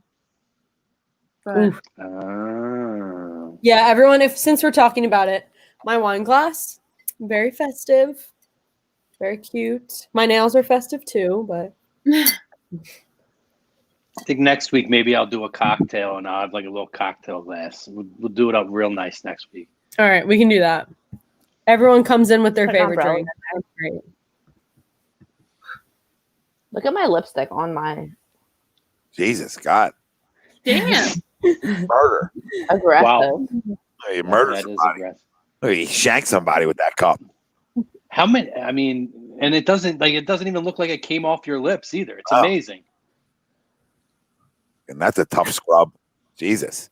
You know what I mean? That's a tough. that's Another tough day ahead of me. Another tough day. All right, what are we? Are we on our Christmas time? We're on our wish list, and then Okay. we'll get into all the other Xmas Christmas stuff we have on the docket here. Our first would be a Philly sports Christmas wish list, and I'll start because I got to run to the bathroom real quick. So I'll just go. I want a normal football team next year. Like I want a competitive. Phillies. Huh? I thought you said Phillies. Philly sports. Oh, okay. Philly. Okay. Sorry. I'm Sorry, aware. I went to- The city? Okay. Yeah, I forgot the Phillies even play here. The way they've been going. All right, but no, I want a normal football team next year. I don't want this. I want to compete again. I didn't think we were going to be 4-9-1 like this quick after a Super Bowl. I don't want to deal with that. I dealt with enough bad football watching. I want something better. And then I want the Sixers to go to an Eastern Conference final. So at least we have something good going on. And the only other wish list I have,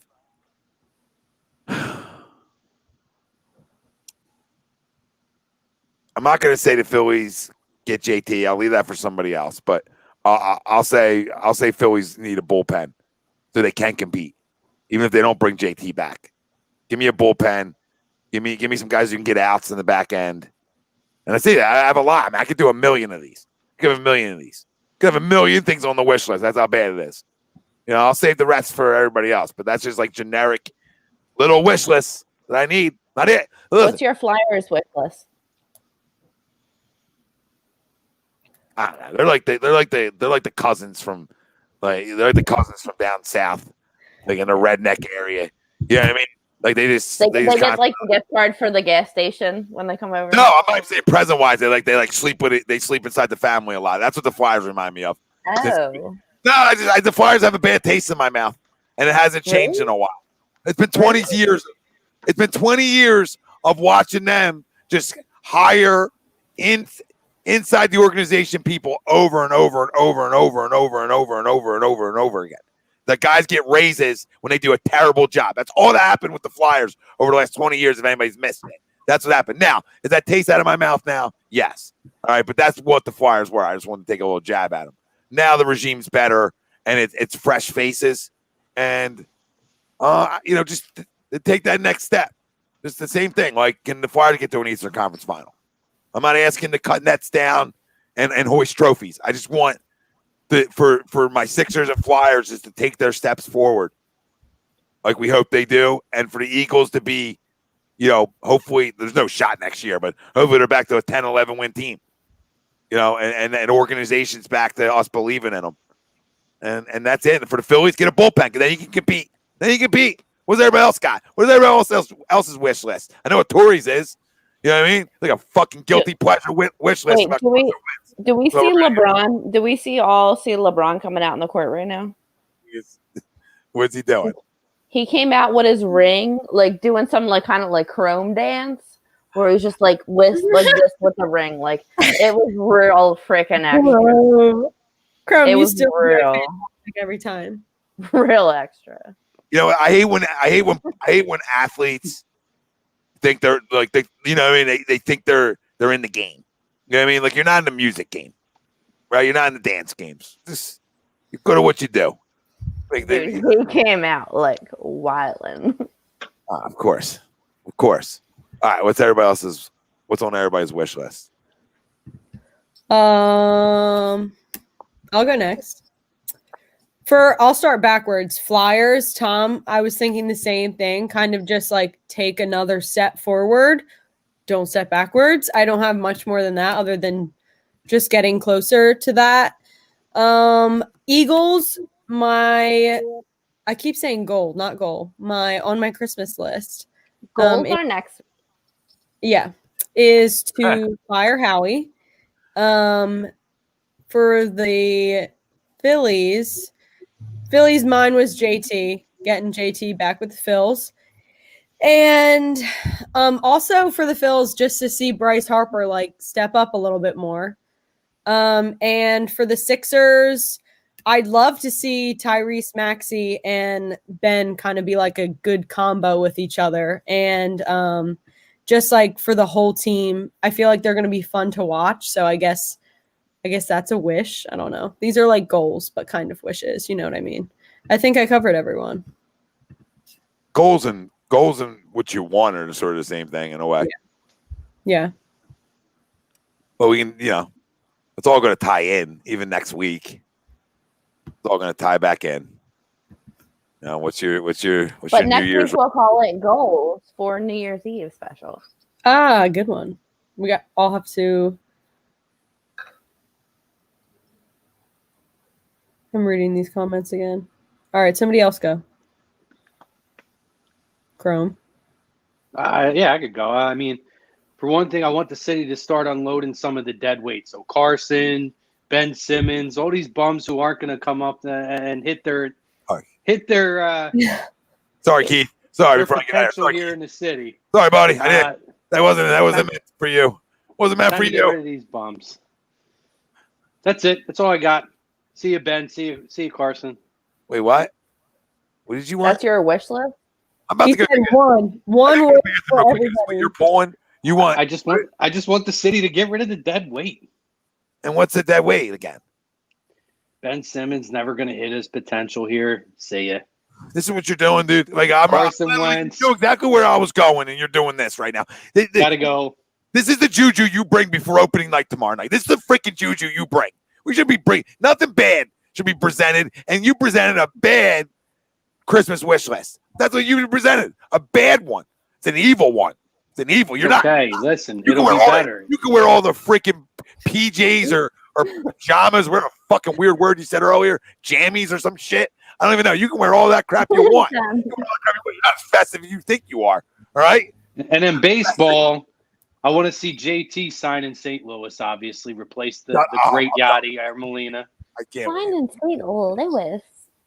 Boy, And obviously the NHL with hockey. I want to see the Flyers take their rightful place as the top organization in the city and win a Stanley Cup, because they're going to be the next team in this city to win a championship. Who do you think's better off, the Sixers or the Flyers right now? Flyers.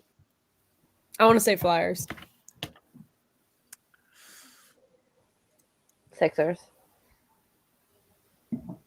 I think it's the Sixers. I think it's the Flyers. I need to see even though it's hard to say. Yeah. I think that Like the Sixers look great on paper, but who knows what we're gonna see in the season? Like every year. I think it's much better than last year coming in where we said, "Oh, I think we're going to be good," and they're good on paper. They actually weren't. I expect this team to be very good. All seriousness, when it comes to, I really do believe, if gun to my head, if I was to say what team is closer to a championship, I still would say the Flyers. Because the NHL is much more of a crapshoot. I feel like if you can get in and put together a solid year, then you are able. I hope these people know I was being facetious with all that, by the way. I want them to think. I want them to think you're serious. You were? I am a Cardinals fan, though. Whoever put STO at WTF, I am a Cardinals fan. I wasn't lying about that. I'd love that. So wait, are you more of a Phillies fan than Cardinals? No, I'm a Cardinals fan.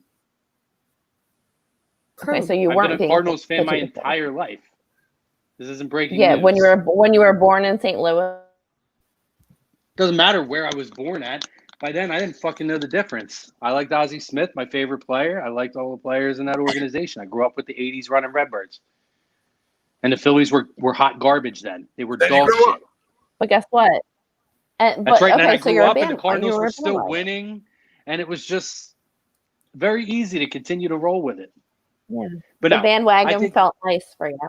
That's not even a bandwagon thing. That's the most ridiculous thing I've ever heard. That's worse than your Carson Wentz takes. Please stop. I get that a lot. No, I really do believe the Flyers organization, their front office has been put together for a little bit now. I think they have a direction. They've drafted well, which is something in this city that most teams have not done, although I think the Sixers drafted well this year too. But I just feel like that team and that organization is in a good place. The only big question mark is G. How long is he here? Do you really need G to be here much longer? But I expect guys like Travis Konechny and he hasn't done shit. Yeah, like I expect Konechny and Nolan Patrick to step up and be the next faces of the organization next to Carter Hart, and one of those guys to eventually succeed G at the C. So Konechny's my boy. Yeah, cool. Tour. Ariana, you ride or die for them? Tour, you ride or die for Konechny? Konechny? Yeah, yes, he's one of them. Is that like a hardcore ride or die deal? I want to say yeah, but like not as much as my ride or die list is Carson Wentz, Jimmy Butler, Joel Embiid, Bryce Harper. I want to say like that's right now. See, I can ride with Joel Embiid one. Yeah, I love Joel. He's the Sixers. Sorry, Levi. That hurts your feelings, man. Cardinals fan through and through, brother. What was it, the St. Louis thing? Yeah. 2011 was a great season, by the way. Nothing like celebrating while your first baseman's getting picked up off the ground. I was at that game. Were you? Ariana, what's your wish list? I already know what it is. Bench Carson Wentz and start Jalen Hurts. Yeah. Put Carson Wentz on the cross and crucify him. No, it's just my wish list has been the same for the past couple of years, just to get rid of Howie. That's my wish list. The rest of the sports I don't really follow. I've kind of just been sitting back and listening to you guys. I have this weird thing. Like, I like the Las Vegas Knights. I don't know why, but like for some reason, I don't know. I feel like I've watched them more than I've watched the Flyers. Hockey just isn't my thing. But overall, just Philly sports, I guess my wish list would be to go see a game because I think games are fun. Any game. Yes. So. Yes. I am 1,000% with you on that. That's what I really want. We don't appreciate how much. Go ahead. I was just going to say, I'm trying to think of the last game that I was at before all of this.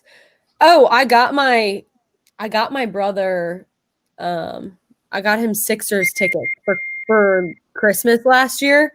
And we went like right before everything shut down. So that was my last game, was a SIXERS game. Yeah, me and last Brian year I got Daly my mom for Christmas. Yeah.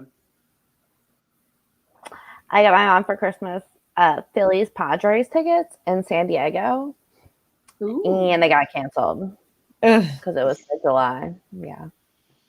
Yeah, me and Brian Daly from the Hockey Happy Hour went to a Flyers game 3 days before everything shut down. I think it was their last home game, I believe, or they may have played one more after, but I'm pretty sure it was their last home game before COVID shut everything down. But yeah, I agree. I mean, I miss going to stadiums and doing things. I know we're talking about like the Eagles stink and this and that. Honestly, if all of my teams stunk, but I was able to go to a game, I would take that trade all day, every day. Mm-hmm. I'd rather see a bad team play than not be able to go at all. Yeah. But like for the whole year, they would be bad? Yeah. If it means yeah. Or like even just like Eagles tailgates, like. Oh wait, you would rather be able to go to every game, but your team sucks, or you can't go to games and your team wins? I would rather not have a pandemic that keeps me from going to games than have a team that stinks and I can at least go to games. Yes, I would rather take a shitty team. That's what I'm talking about, though. That's the point. Okay, but you'd rather have a shitty team than a good team. If it means I can go to games and be normal again, absolutely. Because to me, that's a sign of everyday life being normal. Like that's the point I'm making. You're taking it to like a different level that I don't know why you're going. But like I'm not talking pandemic wise. Like I'm not talking like political pandemic. But I wouldn't be making this point if there wasn't a pandemic going on. Yeah. You can't just just take the main element out of it. No, but now you're being a martyr. Now you're being a martyr by saying I'm not saying I'm the only one who's doing that. I'm not taking the load on for everybody. I will take a shitty team to get rid of the pandemic, is what you're saying. Tom's out here like commenting, like, Tom, are you like in the bathroom? What's going on? From the toilet. Tor, my reasoning for saying yes to a shitty team is because whoever wins a Super Bowl, we can't go to the parade anyway. So what's the difference? I'll still be there, but there will be hanging out of like a hotel window, like I'm here. Oh yeah, I'll be skydiving on the fucking Broad Street. I'd rather be able to have the full experience of being an Eagles fan versus watching a parade from my house with only the 32-man roster or whatever it is. No, y'all are crazy. No. So, Lindsay, how do you feel about whether I'd want my team to suck or to be able to go watch them? Would you rather your team to suck, but you can go to every game, or them not suck, we have to watch one TV? By the way, I didn't say every game. I just said I would rather go see my team. If my team sucked, but they said, hey, you can go to games again. Right now, I would take that over worrying about if my team's good or not. I would also take that. Like, that's the better way to say it, Chrome. Would you take that over having to worry about your team kind of sucking right now? I'm not talking pandemic though. I'm just talking. That was what I said originally, though. But if there was no pandemic, this wouldn't be in the you could still not go to a game because of you just can't go to games. But that's different. That's not even the same thing. All right, okay, but so you guys are saving the world over here, and I'm just trying to Tori. No, what and I'm just trying to go to I'm just trying to have the Phillies in the World Series again. No, I don't what know. we're saying, it's looking crazy right now. I need to see some people comment in the chat. Like Brian said that he would rather see a losing team in the stadium. Would you rather see a losing team in the stadium or where we're at right now on TV? This is only pandemic related. That's the difference. Having the option. Would you rather have a good team that you can sit home and watch all the time, but be told you cannot go to games at all? No fans are allowed at games. Or right now, would you trade that in for the opportunity to go see a team? Would you say, hey, you know what? If my team's not good, I don't care. I just miss going to games. No. I'd rather see a losing team from Connor. Nope. Yeah. There's nothing like going. He says he agrees with Tori. As rare. And then he says, as rare as that is. I love that. Losing team in the stadium from Levi. Levi's Y'all a the bunch of only person losers. I don't see. I literally only see his comments. I think it's one of those things, Tori, where people have been home and we haven't been able to do these things, and we realize how fortunate we were to do it. And when, in the end, right, how many times do we argue about Carson Wentz and Jalen Hurts, right? But in the end of it, like, does that really matter? Probably not. Would I rather be able to just go and enjoy experiences with my friends? Like the other day, we had on my memories on Facebook of a trip that me and my buddies took to LA at the Coliseum to go watch the Eagles and the Rams. And like, I miss that. Like, hey, it's cool. You sit home, you watch games, whatever. I'll take what I can get, but maybe if I've like never been to a game before, but like I've been to so many games. Like, it's just like, so that's not your thing though. But wait, no, I love it. But first off, like, how many times do people leave a game early because their team is so fucking atrocious? Yeah, but that's before all of this. Like, okay, it's different now.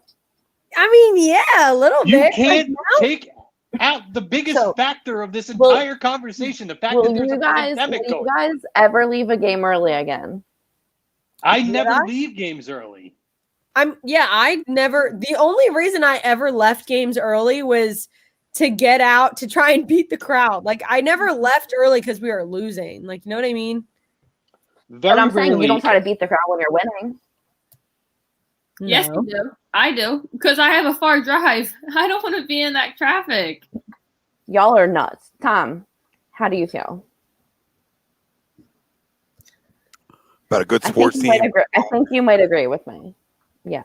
So that's what it comes down to. A good sports team or a global pandemic? Like, no. Yes, that's exactly the point I was making, and she's trying to say that's not the point I'm making. So yes, absolutely, that was the point. Like, if I could Chrome was making that political, sure. Let's just read. And it's not political. How is that political? I didn't bring anything political over pandemic. I said, hey, would I rather? Well, no. What you're doing is you're choosing a pandemic to see a good sports team. I'm choosing, hey, if they're like, hey, man, your team's going to suck next year, but you can go to games and like normal, like be in a normal environment again. I miss that. I miss going to a ball game and hearing the crack of the bat. I miss sitting in front of the. Right. That's no, that's everybody what we're saying. That's everyone else can understand me, but you. You guys are being really stupid right now. You guys were saying, okay.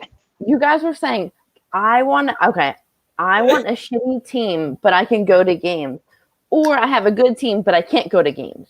We're not talking about life and death here. Like, that's ridiculous. No, we're talking about our Philly wish list, and my wish list is to go watch Philly sports play. And the reason I'm saying that is because the pandemic is forcing us to stay home and watch it. So I will take a shitty team and being able to watch a game at a stadium. Okay, yes, but we're not putting like people's lives on the line here. Like, that's ridiculous. Well, you are if there's a pandemic going on and there's a bunch of people at a stadium, so you can't go to a stadium. If you take the pandemic out of it, this conversation doesn't happen anyway. Okay. I'm asking this question. I'm asking this question, taking away the death toll. I wasn't really like putting that. I wasn't going there, by the way, either. As possible. Like, put it as I'm asking this question minus death toll, minus then the question is irrelevant, because who in their right minds would take a shitty team? Yes, it is. Y'all are special. This is a Christmas special. If you take the pandemic I don't think we are at all. Who would pick, like Ariana's saying, if you take the pandemic away, like you're saying, who would pick a bad team over a good team? Yeah, nobody would pick a bad team. Yeah. But you can't go to the games. Yeah, I mean, that's different than being told, like, in a situation now where you can't do anything. People miss their lives as they were. So if I, next year, on my wish list, am told, hey, guess what? The pandemic's going to be gone and you can go, but the Flyers and Eagles are going to suck really bad, which the Eagles are going to suck anyway. And SIXERS, your teams are going to suck for a year, but guess what? Sports are back. You can go and you can be safe. And you could go and listen to the ball hit the mitt and the bat come off the ball and all that stuff. Or This shit's going on still, and you could sit home, but your teams are going to be good. Guess what? Let my team suck for the next year. I just want to go out and do normal things and be fun. Okay, so you still pick it the right way, the way you say. Tori, I think what you're trying to say, you can correct me if I'm wrong.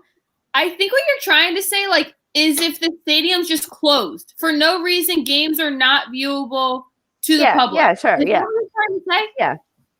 Yeah. Pretty much, yeah. So if there was no stadium, every Phillies team played in just like a bubble, basically, with no fans. Yes. All right.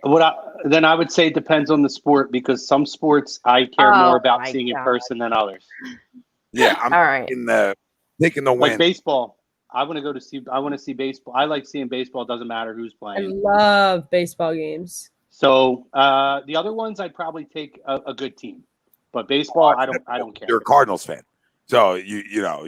I know they win all the time anyway. So You can't go to them anyway because you are from Philly. Yeah, I go to plenty of games here.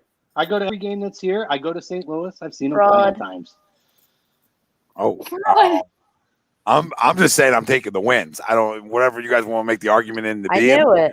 Thank you. Yeah, Tom, you don't go to a lot of, I mean, you go to some baseball games, but you don't go to a lot of games anyway. So it's not a big difference for you. Chrome's calling you a loser. That's not what I said. But no, I mean I go to at least one Eagles game a year. I go to probably at least I go to probably at least 10 baseball games a year. Right. But that's taken away from you. So you're still on the same. You'd rather have a good Philly team and not be able to go to their game? Absolutely. I would. Why? If you can't go see a parade, i.e. pandemic only, then what's the point of having a What good kind Philly of entertainment is a shitty team in person? Depends on how much you like the sport. I've done that for so many years, and it's not fun. I can't get to the parade. I can't talk about a parade if I stink. So, I can't be a champion if I stink, even though you're trotting me out to the stadium. Mind you, I said for 2020. Or 2021. It's got like for super 2021. stretched out. Literally, this isn't like your team's going to suck forever. It's for a year. Your team is going to stink. But we can start going back to games. I'll take shitty team. I'll take all 4 teams. Sucking. That was changed quick. It's not changed. That's what it started at. Yeah, I didn't know. My fault. I'll see myself out. And then no comment. Yeah, I guess I'll take things being back open for one shitty year. Sure. No, I don't. I still don't because I don't. No. It's 1 year, Tor. Do you guys want my wish list? Then you can enjoy being kicked out of a bar at 10 p.m. It sucks. It sounds like a regular night for me, to be honest. Yes, give us your wish list. Okay. Flyers. I wish for the Flyers to make it to the Stanley Cup because they should have last year and they were such a freaking letdown. Jesus Christ. For Sixers, I wish for Ben to develop his shooting. Just because like Joel's my favorite player, and I feel like Joel's like proved himself besides being conditioned well. But I give them two together one more year. So this year I need Ben to step up shooting wise. Oh, okay. I was curious if you thought it was gonna happen with the Rockets or not. Who, Ben? Mm-hmm. See, I'm not the type that would be so mad about that, but I still want one more year under a different coach to see how they play together. Even though I'm more of a Joel person. And I want to see like where Ben can go. That's why I'm saying give it one more year with them two under new coach. If after this year Ben doesn't, not even a 3-pointer shot, I'm talking about like a jump shot or a free throw, like consistency. Like if he can't do that, then it's time for me to move on from him. Phillies, I wish for them to sign JT, basically. And then I wish for them to like not have me hate them so much. Because like the Eagles, like I hate a lot. But like the Phillies, I hate way more. And it's like you have to have a lot of like fucked up things happening to be hated more than the Eagles organization right now. And the Phillies are just consistently doing that. And that upsets me because growing up, like we talk about like your top 4 sports usually, you know. Growing up, my top 1 was always baseball. Now it's more so football, but growing up it was baseball. So like for what the Phillies are doing to me, and that was my first championship I was a part of, it's killing me for what they're doing to us. You've been doing it for a while. Yeah. And it's just, they talk about killing the game of baseball. Like you're 100% killing the game of baseball in Philly. You're just doing it. Eagles, I wish for them to, I don't even care at this point if they fire Howie Roseman. I just want them to give the drafting abilities to someone else. That's all I care about. And drafting a legitimate wide receiver in the first round would be freaking amazing. Not the one you think's legitimate, but like the one on paper that everyone sees as legitimate. That's long overdue. Long overdue. Yep. Listen, there's some great lists. You know, outside of whatever I missed and came back to. That's everything seemed like it was kosher and everybody enjoyed everybody's lists. You know, I just left at the wrong time, I guess. And I forget what I was going to argue with Chrome about before I even left. That's something with him. We started a whole other argument. Yeah. Something just transpired, which is great. It's great. So now we'll go top 5 movies, your favorite Christmas toy, and how old were you when you found out Santa wasn't real? Some questions there. There's some questions right there. I hope there's no youngsters on right now. Yikes. If there's any kids around, let's get them away from the show because we don't want them finding out Santa's secrets. I think after I just said that. And we didn't say Christmas cookies. That seems like that was like a top one. Christmas cookies. Sorry, I left it. If we want to do like one topic at a time, I'll do my favorite Christmas cookie first. Okay, you guys know like there's like a ton of names for them, but they're like the powder little circles. Sometimes they're called wedding balls and sometimes they're called like powder puff things. And they have like little pieces of like pecans in them. You know what I'm talking about? Anyone? Oh my God. I don't like nuts and cookies. Those are my all-time favorite. They're so good. What are they called?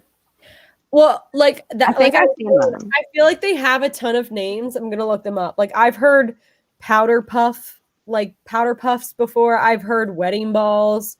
I'm gonna. What look do they taste like? Well, they are so good. If you like pecans, oh yeah, It looks like they're called Mexican wedding snowball cookies. Wait, is the end product a ball or a cookie? Oh, them things. I know what they are. Yeah.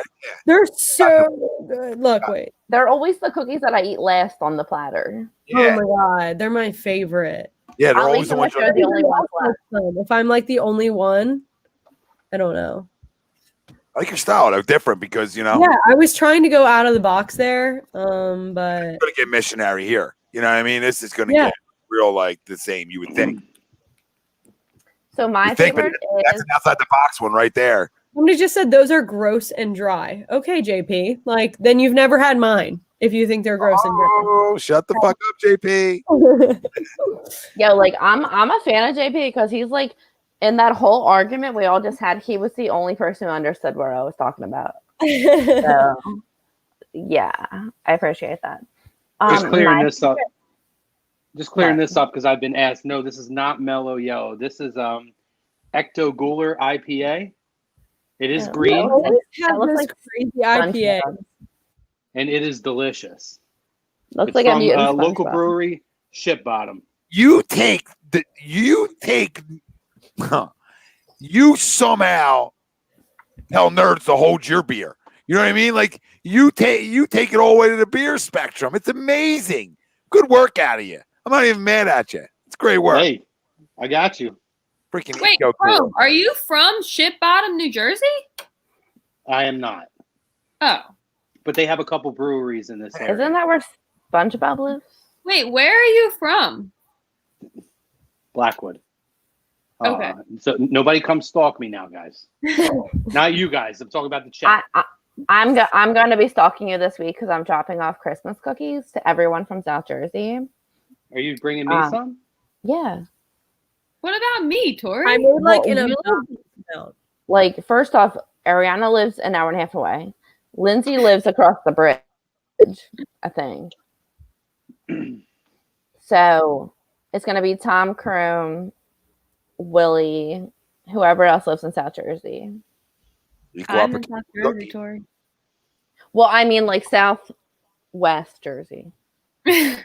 Equal opportunity cookie. You know what I mean? I'm in. Let's go. Ariana's only 45 minutes away from grow up. You I was going to say, an hour and a half is like Westchester for me. An hour and a half. I'm definitely the furthest. When I'm down the shore, I'm not, but like at home, I'm definitely the furthest. Probably. Tor, what's your favorite Christmas cookie? You're dropping them all off. My favorite Christmas cookie is whatever Tori's bringing me this week. I just asked her what her favorite Christmas cookie is. She still didn't answer. I think she's frozen. She's not frozen, but I don't think she can hear. No, she's up. I can hear. I can still hear. Oh, I just can't. Yeah. I just can't. So respond. why didn't you answer all those questions that were just asked to you? How many questions was there? Shut up. Just one. What was the question? What was your favorite Christmas cookie? Well, right now it's called Christmas crack. And everyone keeps asking, like, what is that? Like, because I was like baking it. And it's like a layer of like saltine cookies. And then it's like a caramel thing. And then it's like a chocolate layer. And it's all like broken apart. And like someone said it kind of looks like all right, I got you, Brian. I'll be there. It kind of sounds like a Heath bar, but yeah, it's called Christmas crack. I never had it until like a couple years ago, and it's freaking amazing. But I made some yesterday, and it doesn't really taste like anything, so I'm gonna throw it in the trash and make some new ones. It's true. Brian Daly lives right down the street from me. So be excited for my stuff that doesn't taste like anything. Interesting. They're my favorite Christmas cookies. Them and oatmeal raisin, because that's a real fucking cookie. Chrome, like I know everybody hates on them, but like I like I'm with you. I like Thank them. you. Thank you. I was like holding back last time from saying it because everyone's like, "You're a straight nerd if you like oatmeal raisin." No, I'm sorry, they're good. Trash. They're so good, especially when they're fresh. They're only good they are the with the best cream on the ever inside. when they are at their absolute freshest. There's nothing that beats a beautifully made homemade oatmeal raisin cookie. Wait, Done. Crumb. Wait. It's game over. An oatmeal raisin cookie or being able to go watch your shitty team in the stadium. Oh my God. Oh, I'll definitely take the oatmeal raisin cookie. Wow. Okay. Yep, I figured it smelled that one. If somebody dropped me off an oatmeal raisin, I would probably leave them out front still. Like they would just be. I would never. Yeah. Never. You just say, "Oh, here's Tom." I'm like, "What kind of cookies are they? Oatmeal raisin?" You know what? There's probably feel like next for the birds. What about like does it change your mind if they're I heard look, I've never made these nor have I tried them, but I heard that oatmeal chocolate chip was a thing. Does that change your mind if it's not raisin? Mm-hmm. Really? Yeah. It's just the raisin, like the consistency of a raisin being so squishy and sticky, and like if you bite into the middle of it, like you take too much of it and then it takes too long to chew, and like it just doesn't taste good. I don't know. That sounds a little well thought out on that. Why to reject the oatmeal raisin cookie there? Little bougie. I'm very deep when it comes to stuff like food. Oh, she was spot on. And then Ariana, on this side, we got Dad over here as you're saying all that stuff, going agreeing. She's right. You get too much into that raisin, it takes away the cookie. What the fuck? I'll just eat raisins then. Like, just eat raisins. I have a handful of raisins. Like, You like raisin nuts? Who would rather raisin nuts? The raisins over going to watch their team play? You, Chrome. You. Just one. Just one. Listen, I'll have my Dunkin' beers. I'll have my Ecto Cooler. I have my Back to the Future beer down there too. I'll have all those with me while I'm eating my oatmeal raisin cookies, watching the Cardinals win a World Series. I'm in. Okay, now you can watch them win on TV. I would take my mom out of my house for making like oatmeal raisin back in the day. Where's that? We're a one-trick pony over here. Give me chocolate chip. Give me something with peanut butter in it. You know, like, let's hook it up. Like, we're doing cookies. They're supposed to be delicious. They're not supposed to be like, I might like it. You know what I mean? No, they're supposed to be like, I'm gonna love it, and I might eat the whole batch. Exactly. Like, you know how many times growing up, like my mom would be like, oh, like we're sending these to so and so, these to so. Most of them plates didn't make it. If they were oatmeal, every plate would be making it. Every plate would make it out the door safe and sound. Listen, speaking of peanuts, right, and peanut butter, peanut butter cookies are okay. I don't do Reese's, but I have to tell you, I have a thing.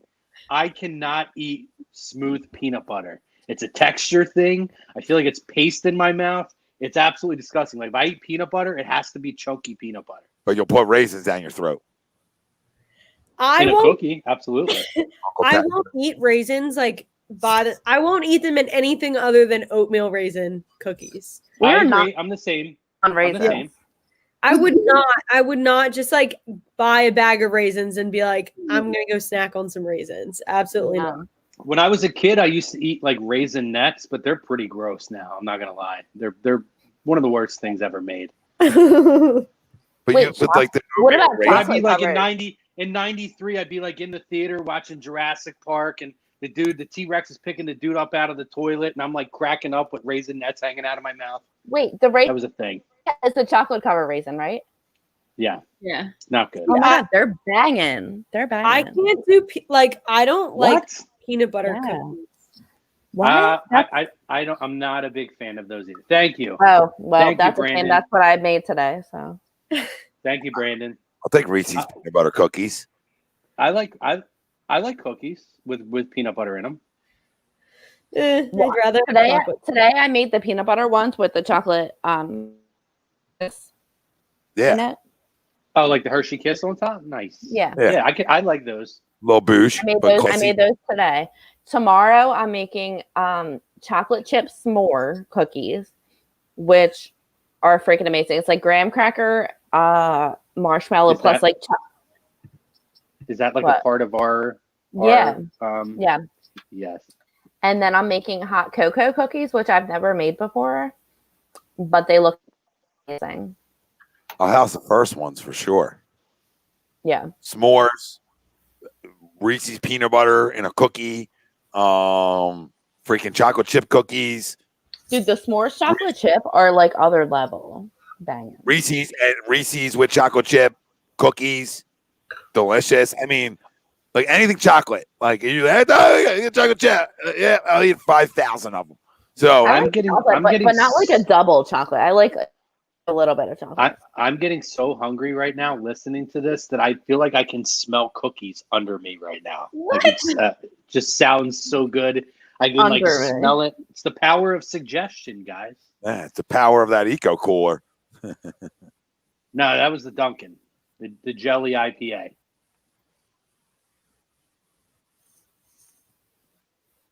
Where are we at? Did you guys go with your cookies? Chrome did. Ariana, did you do your cookies? I'm just very basic. I like M&M cookies. Oh, little curveball in there. Yeah. Yeah, I could have some M&M cookies too, right? M&M. It's a chocolate chip cookie, but like the extra shell is on it, so it's like crunchy. That's why I like it. Yeah, I'll eat it if it's there. Yeah. Oh, I'm in. Tori says she'll eat it if it's there. Come on, that's a delicious cookie right there.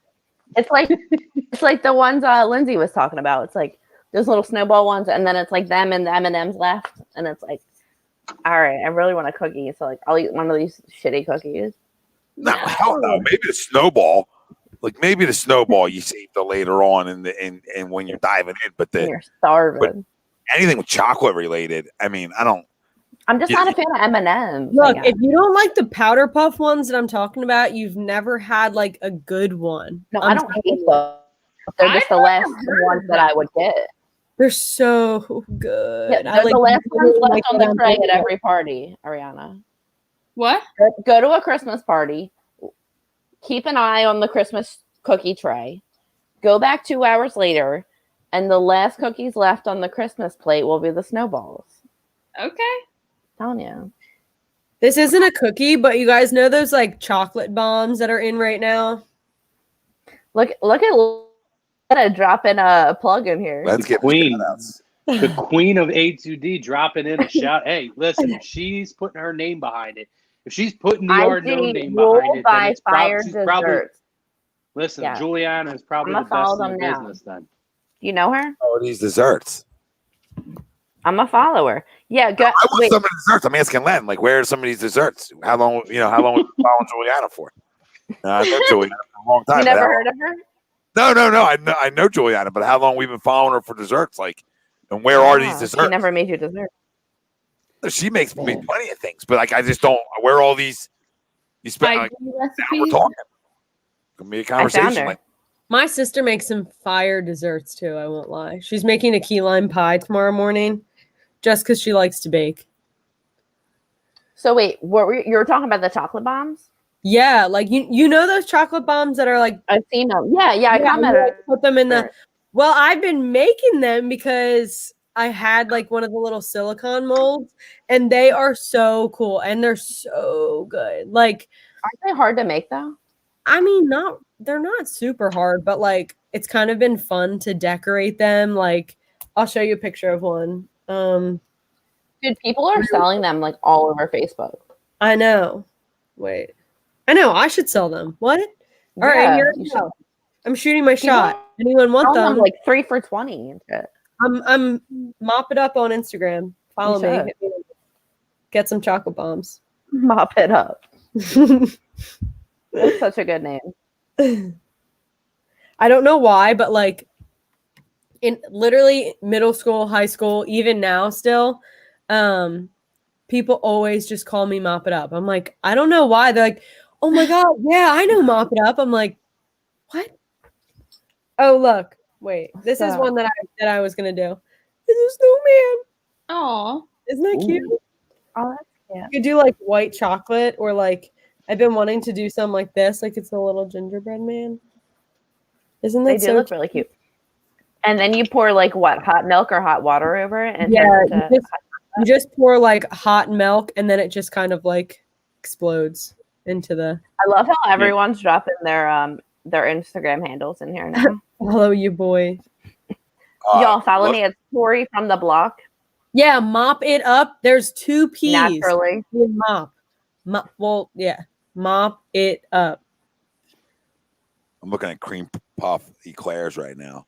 Yeah, you guys are going to get get a cookie. Wait, all right. I'm talking about wedding desserts now, but the cream puffs, like where they're like a little bit cold on the inside. A little chill. I'll disappear from a wedding for like 10 minutes. I'm like, I gotta go pee real quick, and I sneak off to like the dessert section. I'm like, let me get 20 of them real quick. Come back to the party like Chrome. She's got a lot of good desserts. That's how I come back to the wedding.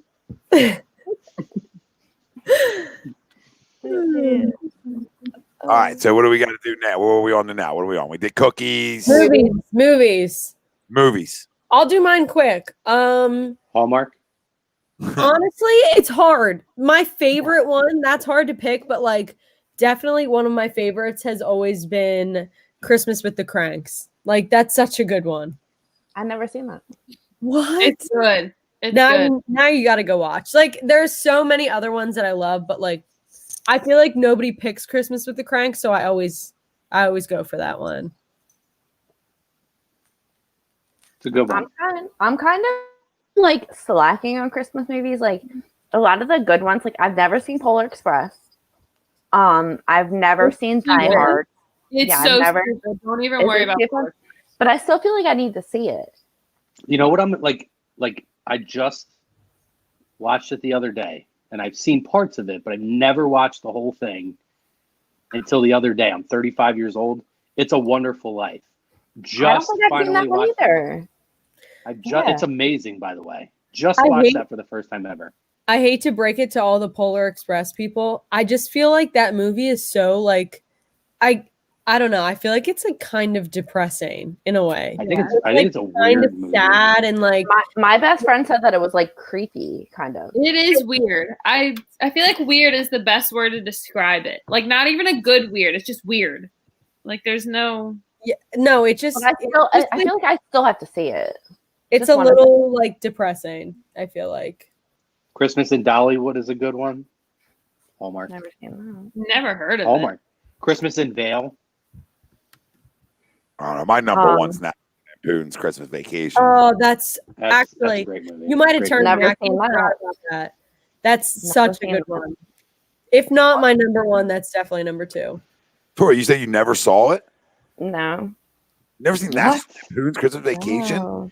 And this is the person we're listening to, giving us advice on whether we should be going to games or not. Pandemic's a good and bad team. She's never even seen Christmas Vacation. I am hurt. You have crushed my feelings after this. Can I tell you, my childhood was literally A Christmas Story on repeat from Thanksgiving to New Year's. I've never your seen childhood. Your I don't want to say your age on the air, but your childhood is long gone at this point. Excuses are ran out. I'm just saying, A Christmas Story is my go-to, even though it's like not even good. It's just like a classic, I want to say. Oh, it's great. That's a great movie. My other one is The Grinch. I freaking love The Grinch. Great. Did you watch the they did like a live action one like a week or two ago on NBC? No. Probably gonna sit out your movie store at this point. What happened? No, I'm just gonna personally sit out your movies. Like I'm sitting them out. Like I hope everybody else is listening to them. I personally checked out. Like I checked out on Christmas Vacation. That's most people's like number one. You never seen it? Never dabbled? Never came across the screen? Never thought, I've definitely heard of it. Let me like fire some popcorn up on this cold night. You know, hot chocolate. If we're saying Grinch, are we like this isn't obvious for me, but like some people feel differently. Cartoon, real one. Jim Carrey.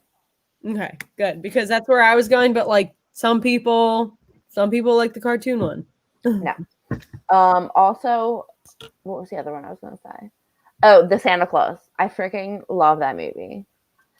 Great. That is a great movie. One. I feel like that might be my favorite, actually. The Santa Claus. I like the first. It gives me. Third one is sad. Like when I don't think I've seen any of them besides the first one. I have like comes in like I don't like sequels. Really. I have them all like in like a box set or whatever. I always watch them. You would have a box set. Well, I got it like 8 years ago, but that first like what I got it 3 months ago is so underrated for a Christmas movie. It really is a great movie, and I almost I watched it as a kid and I liked it, and I didn't see it for years, and then I watched it again like however long ago, and I was like, man, this is even a better movie than I remember as a kid. Really, really good. The first one. Yeah, I guess those are my favorites. But now I have I want to watch Polar Express. I want to watch Ampoons. Ampoons. What? What? Sorry, you're shocked. I'm shocking you for that comment. Shooting fish. Is that really? Harpoon. I think you said harpoon. Harpoon's Christmas Vacation. Tori's out here freaking sniping sharks. Somebody say harpoon? Another one, Crow? No. I'm drinking. It's like Teddy Rubskin. Teddy? When you posted Teddy Rubskin, I'm like, yo, are we talking about adult toys or kid toys here? I'm sorry, but like we need to market this Teddy Rubskin and make a whole adult. Like you should totally do that yourself. And I will be I will That's be what she your said. martyr, and I will support you. That in would the be the point of the Teddy Rubskin. So do it yourself. That doesn't so, come back. I'm crying.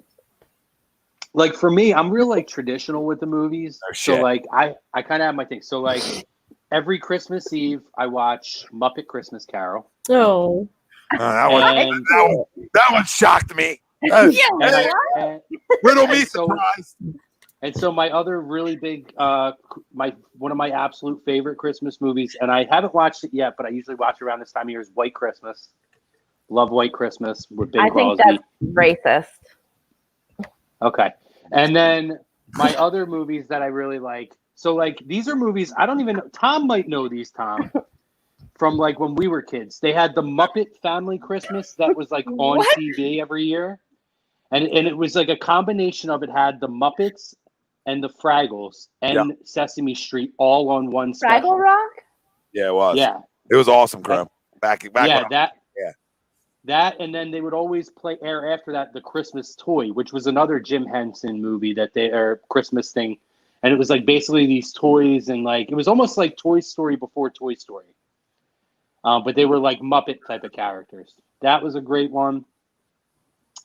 And cartoon wise, I love the Flintstones Christmas Carol. Wow. Yo, you're going like real underground with this shit. Underground. He's like, yo, did you ever see? Tor, like, you haven't seen. I'm Christmas shocked at this special? point. Dude went to his bunker for the end of the world for this one. Tor, I'm shocked at the fact that you haven't seen Christmas Vacation. You have no opinion on that. Yeah, everybody. I have a list that I want to watch this week, guys. Well, tomorrow's I said that one time that Polar Express, just like I know I said earlier it's depressing, but also like it's teaching kids, like somebody pulls up in like a white van, they're like, oh my god, get on to Polar Express. Like get on. I am showing my age, Brandon. You're right. Come on, I swear we're gonna take you to see Santa. Wait, somebody mentioned the Island of Misfit Toys in here, and I just want to say that I've never seen that movie either.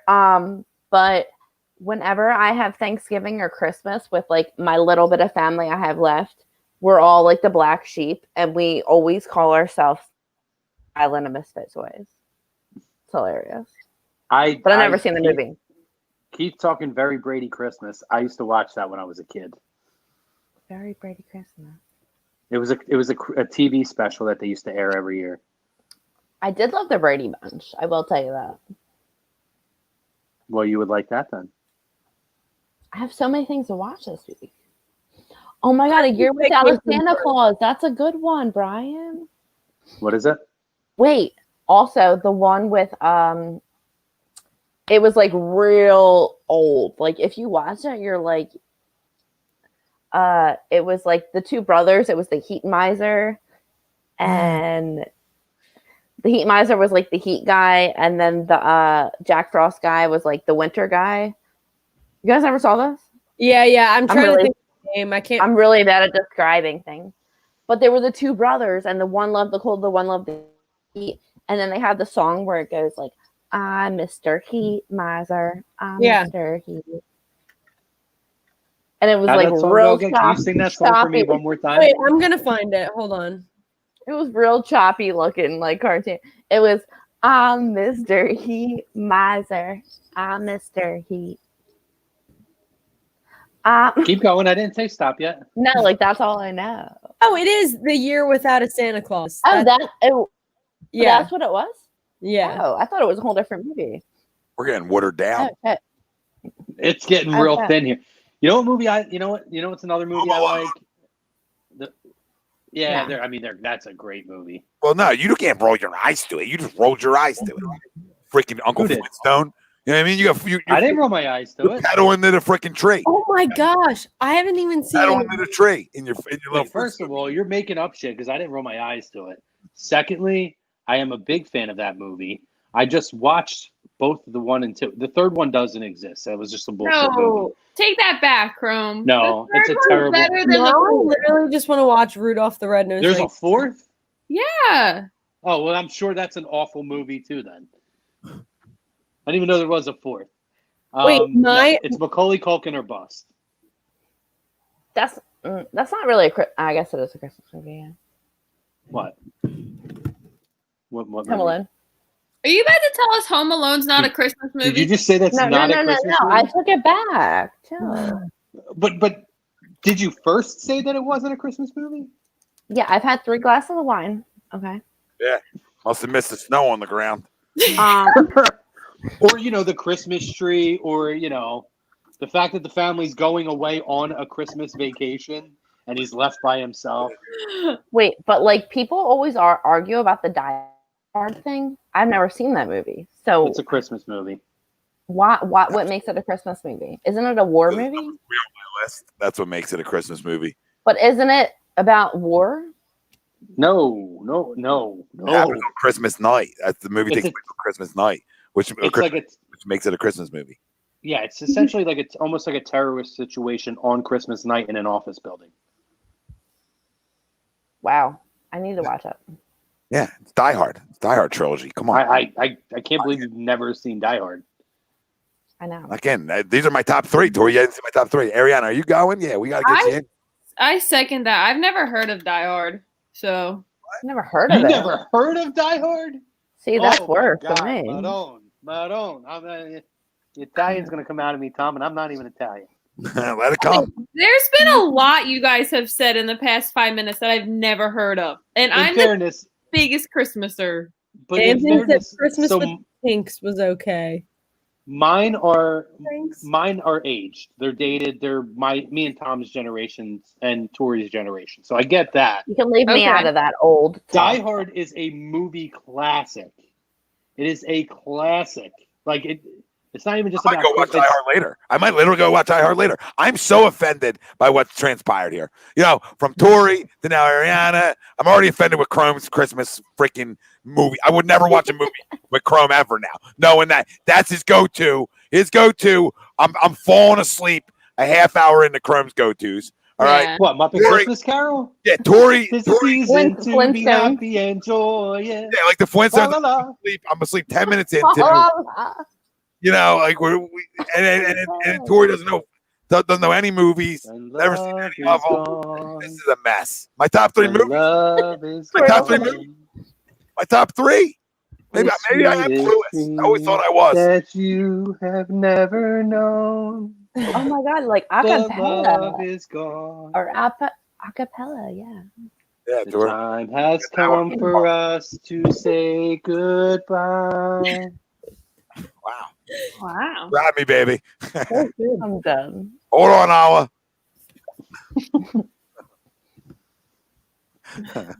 I'm sorry. Where the freak were we? Ariana, did you give any yet? Or did you give 2 or 1? No. I don't even know where we're at. This is what happens. It gets fun. Chrome, your Die Hard, it correlates with my generation's Elf.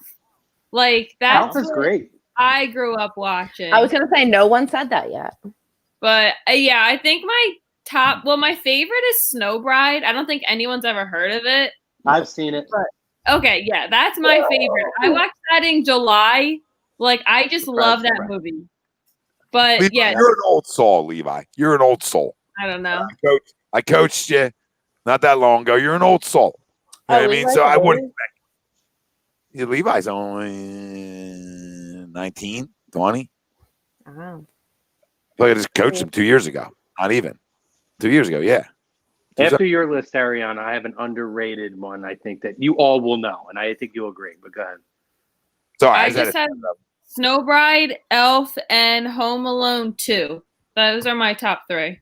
Well, it's in New York. Good, solid one. Anybody ever see Jack Frost with Michael Keaton? It's sad as fuck. I can't watch that. It's such a good movie, though. It's Yeah. Oh, it is very sad. Spoiler alert. The last scene. No, don't ruin it for people. Spoiler alert. Pause your phone. No. When the dad becomes. Don't do that. Don't when be the that guy. dad Don't is. be that. Don't be that person. When the dad is the. This is the one movie. So the one movie in the world that you've actually seen, you're going to ruin for everyone that has it. And he's melting and dying. No thanks. I'll pass on the dad dying as the snowman. 20 movies that we listed tonight and you haven't seen. The one movie you've seen, you're going to tell everybody how it ends. I said spoiler alert. What is Friday after next? I've heard of it, but I've never seen it either. Friday, it's the movie Friday with Ice Cube. That's the second movie. Gotcha. I didn't think that had anything to do with Christmas, though. Yeah. I don't look at that as a Christmas movie. They're my only, like, honestly, they're my only, like, 3 go-tos. I have a lot to watch this week. I feel like I want to have like all of them already. I feel like I need to have a movie day with you and like really educate you on some actual Christmas movies. A what? The way you two are drinking, a lot of education. Speaking of, I'm empty. Agreed. You know what? That's agreed. Oh, he's like, I'm going to get another beer. Yeah, he's no eco cooler on its way. I can't. What other good ones do we have? I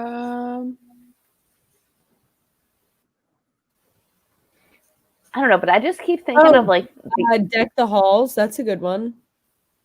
Anyone? Is that what Jonathan Taylor Thomas? That's the one. Or Arnold Schwarzenegger.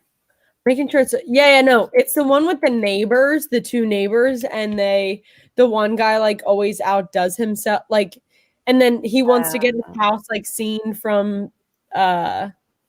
He wants his house to be seen from like outer space or something. That's a good one. I've never seen that one. You should watch that one. That one's a good one. And it's funny. Yeah, I like funny ones. Yeah, Don said Jingle All the Way. That's the one I'm thinking of with Jonathan Taylor Thomas. I've heard it. Crazy Nights. What is that one? Why do I feel like I know that one? Wait, is that? I feel like that's the cartoon one with Wait, Deck the Halls? I thought it was his name. Oh yeah. That's what I just said, right? Deck the Halls with Danny DeVito. Wait, 8 Crazy Nights is with Adam Sandler, no?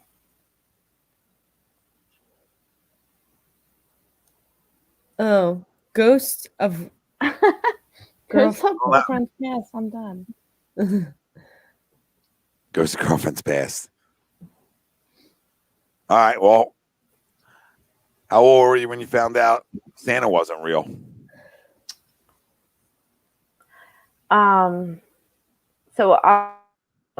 So before I found out Santa wasn't real, like there was a bunch of instances where I should have known. I remember I was like maybe like 5 or 6, and my mom woke me up one time and was like, "Oh my God, Tor, Santa's here, Santa's here," and I was like, I never get up quick, or like I love to sleep, and I like popped up. I'm like ninja mode, like I'm catching Santa. Run out there, and my mom's like, "Oh my God, you just missed him. I just saw his foot go up the chimney." First off, I was like, all right, whatever. A couple years later, I used to like, if I went to sleep at night on Christmas, I might sleep for like 20 minutes, and then I would be like, all right, I'm waking up. Santa must have been here already. You just wake up and you're like, you think they're here. So I like walk down my steps, and I see my mom putting my toys out. And I was like, oh my God. And she saw me, and I saw her, and she was like, I'm helping Santa go back to bed. And I didn't even think anything about it. I was like, all right. I never thought anything about these things.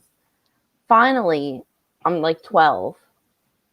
And I'm like kind of thinking Santa's not real anymore, maybe. But I didn't want to say it because I was like, I don't think I'll get presents anymore. And then my little sister tells me, Santa's real. And I was 12. And I was like, your little sister told the big sister? Yeah. But like I had like feelings he wasn't real, but I didn't want to like admit it. But like that's the story of my life. Like I always know things in my head, and I just don't want to admit them. So it's like it makes like sense. Carson Wentz and Jalen Hurts right now. Yeah. Yes. Many things, Groom. Yeah. My sister was like, "Santa's not real," and I was like, like, you sure about that? Like, you want to get back to me? Like, I don't know. I was Can you guys, real quick, can you help me make a decision? Are we going with Back to Reality or are we going with Warhead? Ooh, Back to Reality. Back to Reality had a cooler can. Yeah, that's the Back to the Future. Warheads beer. are disgusting. The other beers I had are good. I haven't had the watermelon yet. All right, Back to Reality it is. 1 year, I think I was like, I think I was like 12. Like, so I had a cousin who is the same age as me, and we would like Christmas Eve, we would like watch him go like from place to place, and then we would ask each other, we'd be like, does Santa, like, what's his handwriting look like? So we fed up each other. Like, you know what I mean? Like we like detectives. Yeah, we were like, look, that's why I lasted forever, because I was like, is this how he did it for you? And she was like, yeah. So our parents like did the same stuff. And then 1 year I was my dad built me like a makeup desk, and on Christmas my parents said that it was from Santa. And then a few days, I remember like a week or so before Christmas, I walked in on my dad building it in the garage. And I was like, I just like kind of walked out because he was like, oh, get out. So I walked out, and then on Christmas, he's like, yeah, like it's from Santa. And it just didn't like click. I was like, okay, whatever, it's from Santa. And then later that night, my grandma was like, don't you love that desk that your dad built? And I was like, this doesn't add up. I don't know what's going on. I was like, so yeah, that was it. But my parents made it like, they literally were the best at keeping the secret too, even for my siblings. Cause 1 year my parents would like walk our gifts from the attic, like downstairs. And 1 year they got us like this blow up boat for like down the shore. And my dad fell down the steps with it. And the next day, my parents said that Santa just like fell down the chimney. They're like, "Did you hear him?" And we were all like, "Yeah, we heard him. We heard him." So they were so good with it. I believed for so long. I still do believe, but wait. So how old were you? I was like sixth grade, maybe sixth grade. Yeah. So what is so that? You were 12 too. Yeah, I was like 12. Damn. Don, did you see Don's comment? No, I didn't. My mom used to say if you woke up in the middle of the night, Santa would throw pepper in your eyes. That's hilarious. That is I've intense. never heard. Yo, shout out to your mom. That mom, sounds like some crazy shit that like a parent would just make up to like shut you up. Wake up, you little bastard. Santa's gonna throw pepper in your eyes. Santa's gonna beat your ass. I used to get so mad at the kids that were like, Santa's not real. I was like, you're not real. You're just I was like, you're just like I would just like pretend I didn't hear people. I'd be like, la la la. I was 12 too. I was in sixth grade. No way. We all were. And that was like the week of Christmas. I remember walking home from school and a couple of people being like, "Yeah, Santa's not real." And I was like, "What do you mean?" And they like, the whole like, my mom, like, I see my mom puts the presents out under the tree every year.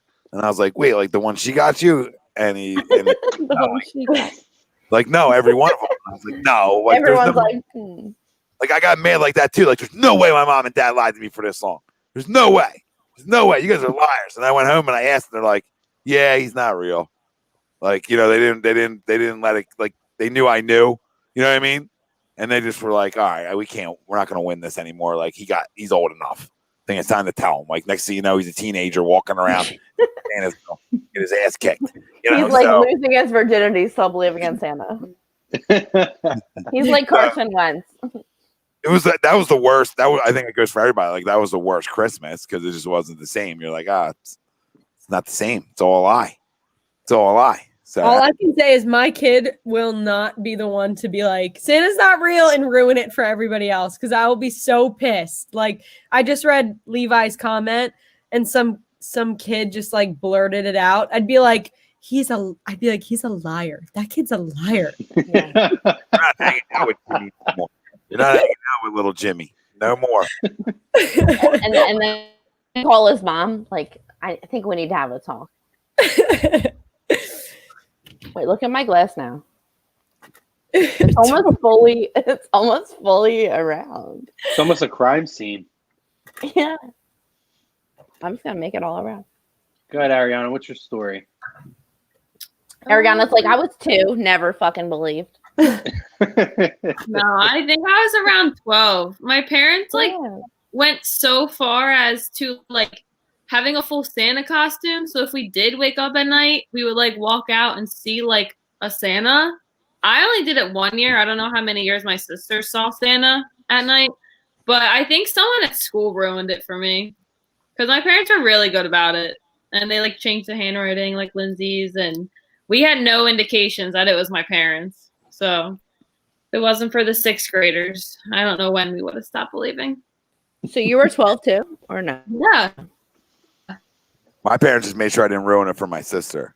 That was their big thing. Like once I found that, I was like, well, you can't tell her. And I was like, oh, okay, that's hard. You know, like that's hard.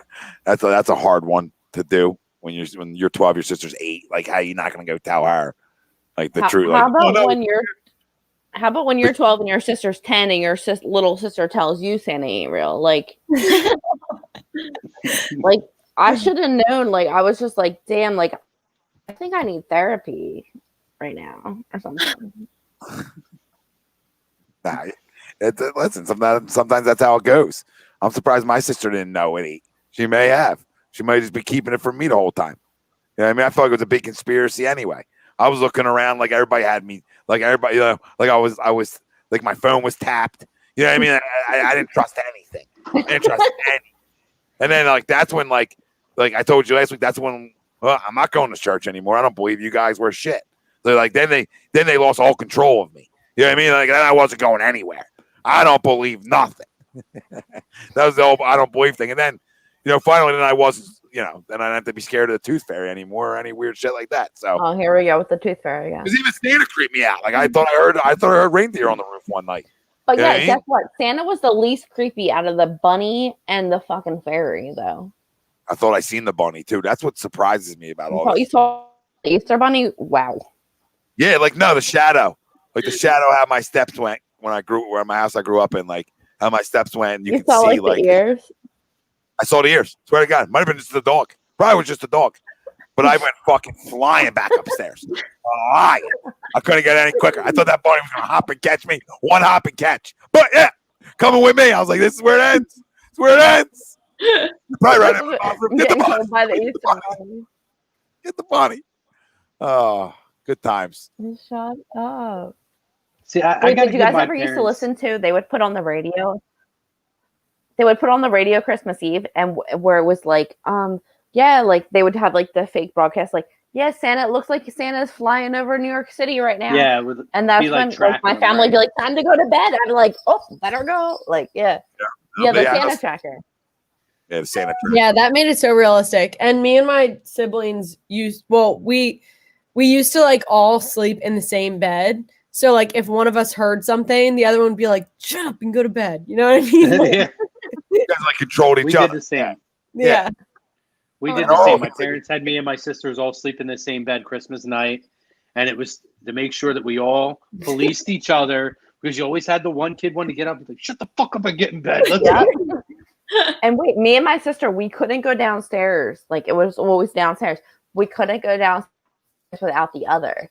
So like she'd wake up at like 3 and I'd be like, nah, like I'm not ready to wake up yet. And like she still wouldn't even creep down the steps but wait, dead ass, we still do that.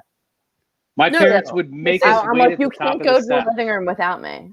Like we would have to get up and yell down the steps, but we weren't allowed to come. And then when my parents were up, then they would make us stay there, and then they would like get up and they would like make a cup of coffee, but they'd still make us sit at the top of the goddamn steps while they're making their coffee, like sweating it out. And then my it'd be dad, like 10 minutes, 20 minutes later, and it's finally like, and you could hear them saying, "You got your coffee? You got your coffee? All right, yeah, you're good. Come on down." Yeah, my dad would every single year. He'd be like, you know, it's so sad, guys. Really, you know, Santa didn't come. And then, like, once we got older, we were like, you know, it's not funny anymore. I just like want to come downstairs. You know, you're like, all right, ha ha ha. Yeah, like, where the fuck am I? See, like, they would my parents give us like stocking stuffers. like because my room was like in the attic, so they would like purposely leave us stocking stuffers, like movies that we would have to wake up and watch before we were allowed to come downstairs. What? Oh, that's cool. So if you woke up at like 6 a.m., which we did, they're like, nope, you have to watch this movie and then you can wake us up. Like, you know, they would have That's smart as fuck. Yeah, My it's- parents would let me wake up at like 5 a.m. and go downstairs. Oh yeah, I always 5 a.m. was like the earliest I could get up. Yeah. Yeah. That's a good idea. But wait, though. my sister, this is the first year I'm not with my sister and my mom. Like every year it's still like that with my sister. And it'll literally be at dark though. Like she still wakes me up at dark. Yeah. And I'm like, we're in our 30s, bro. We need children. See, my parents are very creative with everything. Like when I asked my parents the first time where babies came from, my mom told me that the surgeon put a zipper on the belly and unzipped and took the baby out and then took the zipper off. Like that's the kind of shit my mom would The think. surgeon. I didn't get the stork. I got a zipper on the belly. So anyway, Oh. so when I was Hey, Mama. 4 years old, 1989, we had a dining room table with a long cloth. 1989. And I climbed under the table, and there was wrestling figures, a Hulk Hogan wrestling buddy, and all of a sudden, my mom hears a noise. So my mom comes and lifts up the curtain or the tablecloth, and she's like, "What are you doing?" I was like, "I found all these." I still remember this. I found all these toys, and my mom's like, "You can't play with those." And I'm like, "Why?" And she's like, "Oh, those are on loan. We have to show those to Santa." And by the way, I'm in a room I'm not supposed to be in. The dining room I was not supposed to be in. So they Those hid are on the presents under. They said, yeah, they have special stores that let us borrow these to show Santa what you want, and then we have to take them back. I'm like, oh, okay, whatever. That should have been hit number one.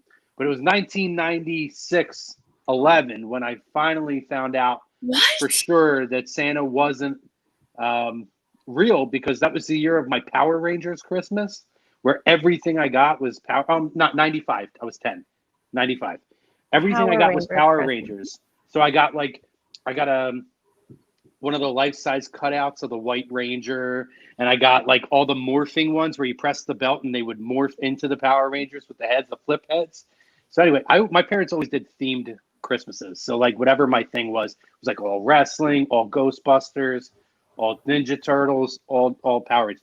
But that year, I got into their room and I found where the stash of presents was, and I was like, this is interesting. So I knew everything I was getting. I had the silly putty. I got like the putty. I got Goldar and all them, and I got like the Megazord and all that stuff. And that was the first year I was like, shit, Santa ain't real. This shit comes from mom and dad. And every year then after that, I played it up for like 2 or 3 more years. Wait, that's like the gift with all like the equations.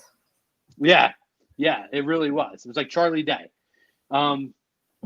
But I finally figured out, but I played it off for like 2 more years just so that I could secretly sneak into the room and see what I got for Christmas early every year. But yeah, I was 11 years old when I officially knew. But like the first seed was dropped when my mom told me that she had sample toys to show Santa, the WWF wrestling putties. Sample toy? Like that's a stretch. Wait, I'm dying. Have you guys seen those videos on some people's Instagrams of like them giving their kid like a bad gift and seeing their response? Because I literally just saw one last night that was the cutest thing. They gave their daughter like a thing of bananas and like an apple, and she was like almost in tears. She was so excited about it. It was so cute. Aww. I saw the video where they hand this girl this banana, and I guess they expected a different reaction. She's like, "A banana, yeah!" She got so pumped for this banana. That's like me. Like anything I get, I'm like, "Oh my god, I really needed this. I really love this." I'm like, I'm not like, I've always been this way. It's never really been about presents for me. Like I enjoy the time of year. Like I like wearing the hats and having the fun and watching the movies and the lights and decorating the tree. And like, especially as an adult, like we're not even really doing presents this year other than for the kids. And like, I tell my parents every year, like, I don't want anything. I just like the time of year. I like the time spent with the family. They make a hell of a dinner. To me, that's my gift. They make freaking like prime rib and stuff. They make like the best Christmas dinner ever. Dude, That you to sound me like is my my mom. gift. I'm like, what do you want for Christmas? She's like, nothing. But if you have to get me anything, I would love a trip to Hawaii or like some 14-karat gold jewelry. Like, Well, you I know, don't want nothing but. Well, it sucks because like people will ask me, girlfriends, parents, whatever, and I'm like, you know, whatever. I'm one of those people now. I if I want something, I buy it. So like I don't feel like there's anything I need. I'd rather people save the money. I'm an experience guy. Like all these trips and stuff I take, I appreciate an experience more than a physical object of anything. And that's my deal. That's why, like, I say that about my brother all the time. Like, he doesn't like physical presents. He'll get like, I could easily get him a nice shirt or like a golf shirt. He likes to golf, and he'd be like, "Oh, love it," but he would way rather have like tickets to a game or something like that. Like, which is why it was so hard to shop for him because there's nowhere to go. Like, Yeah. I mean, if I don't get a gift, I don't care. I just have fun hanging out with people. Like I love Thanksgiving. Be honest with me, Thanksgiving is the best because I like food, I like football, I love my family and my friends. It's everything that I love all encompasses that freaking day. And that's just kind of how I've always looked at it. Like I get excited to see the lights at Christmas time and stuff like that. Like when I open and I'm appreciative of anything that anybody ever gets me. But if nobody ever got me another Christmas gift again, I would be totally fine with that too. And I sincerely mean that. I'd be fine with it too. Yeah, no, I'm not fine with that. No, fine with that. I'm not gonna sell a bunch of lies to the people out there. No, not fine with that one. I love being around the people, love being around family for sure. But I mean, you know, opening up stuff, you know, opening up stuff. I like. It is exciting. I like getting people gifts too. You know what I mean? Yeah, me I too. do. I love getting people gifts. See, Tom, that's to your point though. With that, right? Gifts and compliments, I feel like are the same thing because I love to give a compliment and I love to give a gift, but I hate to get them back. I feel weird getting them back. Yeah. Like, but like, honestly, I hate giving gifts to people. This is, I guess, just because I was like brought up. If someone gives you a gift, like I like to make a big deal out of it because they went out of your way, like they went out of their way to get you something, whatever. I hate giving a gift to someone who opens it and they're like, nice. Yeah. And you're like, how defeated do you feel? That. How defeated do you feel? I hate that. Like, you know what? Just forget it. Give it back. I'll go give it to someone else who will give me a little bit more energy, please. Yeah. Tom, your queen asked a great question down here, by the way. Who's harder to shop guys for? All day. Guys all day. Guys are I so agree. much harder to shop for. I agree. Tom, I don't know. Maybe you'll agree with me on this, Tom. I think that men are harder to shop for because I'm so indifferent about anything that it's hard. It's almost harder to shop for me than as opposed to like I feel like usually you can figure out something that somebody would like in terms of like you know like a female. For men, we're so indifferent to everything. It's so hard to read us. Oh, it's so true. It's so true. It's easier. And honestly, I'm so weird with like gift giving. Like I like to surprise people. So as strange as this is, like when people ask for something, like I actually kind of like to think of it myself. Like I'll have somebody else like get you what you asked for, but I like to surprise people. So it's like more of a. But I also feel like when you ask for something, it's like someone's gonna get them that stuff. Yeah. And it's like I don't want to do it. I'd rather give you something else than a duplicate.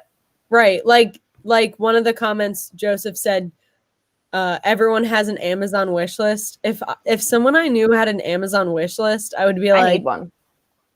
I just like I don't like to get people. That sounds wrong, but I don't like to get people like what they want, what they ask for. If that makes sense. I think it's going to be totally unrelated, but do you know why I'm like anti-Amazon wish list? Because I've heard stories about like these guys who like are really desperate, who like go after these women, and these women share their Amazon wish list, and they end up becoming like internet sugar daddies for these women and buy them everything they want on Amazon wish list just to get like a little snippet of something, like a nude picture sent to them or whatever. I am so weird about Amazon wish lists simply because of the nightmare stories I've heard about them. Oh, Tori's I've going. never heard of Amazon wish list, to be completely honest. Yeah. No, I didn't like know that either. It's almost like if you're getting married and you Like a registry? It's like a registry on Amazon. That's kind of weird. That's too much. Like Amazon's gone way too far. They gotta chill. But that's why I think, but Ariana, that's why I think it's so weird because, like I've never looked up somebody's Amazon wish list simply for the weird stories I've heard about these like desperate guys on the internet that buy attractive women everything on their Amazon wish list for like a 10-minute phone call. It's so weird. Yeah, that's like the girls that have like their Venmo name and like their Twitter bio. Like that's freaking weird. Yeah. But I'm kind of considering it. I wonder if that actually works though. What? That's the this isn't. I'm not saying it's right though, but a lot of assumptions are made with that. With you what? have to be careful with that. Putting like your direct pay things, PayPal and Venmo and stuff in bios and whatnot. Oh yeah. I mean, if people want to stalk you, like they can do it anyway. It ain't about the stalking; it's about the stuff you're going to get requested. You know what's a low key stalker thing? Snapchat maps. Y'all ever have like y'all ever? I turned mine off the minute that happened. Me too, but I didn't realize it for years that you could see it. Yeah. So Snap Maps is wild. I was dating someone, and another dude I knew was obsessed with her, and we were friends on Snapchat because it was somebody I knew. And well, it's my ex who didn't live around here. She lived in Florida. She told me a story the one you about sent the one you sent nude Santa Claus pictures to? Correct. Okay. She texted me and told me that he was text her and was like, "Hey, are you in my area?" And she's like, well, I'm at Mike's. Why? And he's like, oh, I could see you on Snapchat. That's fucking weird, especially she lives in Florida. Yeah, that's like he was able to stalk her, and because he lives near me. Snap Maps can tell you what street, what corner, like it's crazy. Yeah, I deactivated that. Yeah, same. Hot or not? Sexy Christmas pics. Not impromptu. Hot or not? Yeah, you never sent that to us. I mean, if you really want me to drop one of them in there, I will. But I mean, you said it wasn't actually nude. No, it's not. Yeah, you said it wasn't actually nude. So, what's hot or not right now? Hot or not? Sexy Christmas nude Christmas. No, not me specifically, men or women. Yeah, just Chrome. So what do we define like? What are we defining as sexy pics? I'll send you one, Tom, and you'll over here. Tom, I'll send you one for reference right now. Please do. I don't know. Oh, now you don't want it. Now you don't want it. I would say not. I would say not hot. I'm gonna say hot. I'm with you. It's hot. Y'all too deep into Christmas. I mean, this is it's about fucking Santa Claus now. We're talking about hanging stocking. No, we're not hanging the stockings. The stockings start on, then you take the stockings off. The stockings hang on you. Yeah, they do. Yeah, they do. little twirl the ball on top here. Oh my goodness. That's sad. I love the people that said this got weird. Like, have you been watching for 3 hours? Shit's been weird. Shit gets weird. Yeah, I'll say not then. Yep. I'll go not. It's a hard not for everyone. Listen, I had a long distance relationship, And you have to be creative around the holidays. So fly you down like to them. see your girlfriend. Like what? Well, So I mean, Ariana, it's not always that easy. What? Is it a not for you? Yeah. Oh, absolutely. Really? Even if it's a guy you want to see naked? Pictures in general without clothes are not for me. Well, you don't have to be, but you don't have to be naked. It could be like a I don't care. I'm not a picture person like that. like a naked implied thing. Nah, that stuff doesn't So do you, it for me. you don't. Okay, so you don't like nudes? Never in a million years. Really? Even See, from like your in my boyfriend? long distance relationship, I never sent total nudes though. Really. Oh, really? But I, you know, it was a lot more of implied. I mean, I'm not saying never, but for the most part. Like I hate like dicks in my inbox. Gross. But if I'm talking to someone, like, yeah, nudes are very much so Appreciate it, huh? You know what I mean? Like, appreciate a little DM dick. You know what I mean? If we're seeing each other, little lunch break piece. Yeah. I mean, really. You know what I mean? Sneaking out of the office for 20. Afternoon delight. Yeah. Afternoon. You know, honestly, I was opposed to a lot of that stuff, but then, like I said, being in a long distance relationship, like you learn that you have to be creative to keep the fire going. So, sure. Yeah. And now I'm not. Now you know it is what it is. Nothing like a good Christmas fire. You know what I mean? Fire crotch. Yep. Not like a couple s'mores. Fire crotch. I'm dead. Dude, I don't know why my computer sounds like it's about to explode right now.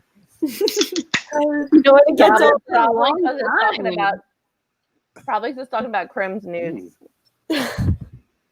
Well, I got to the watermelon anyway, guys. So. Oh my god. Well, good. That's what she said.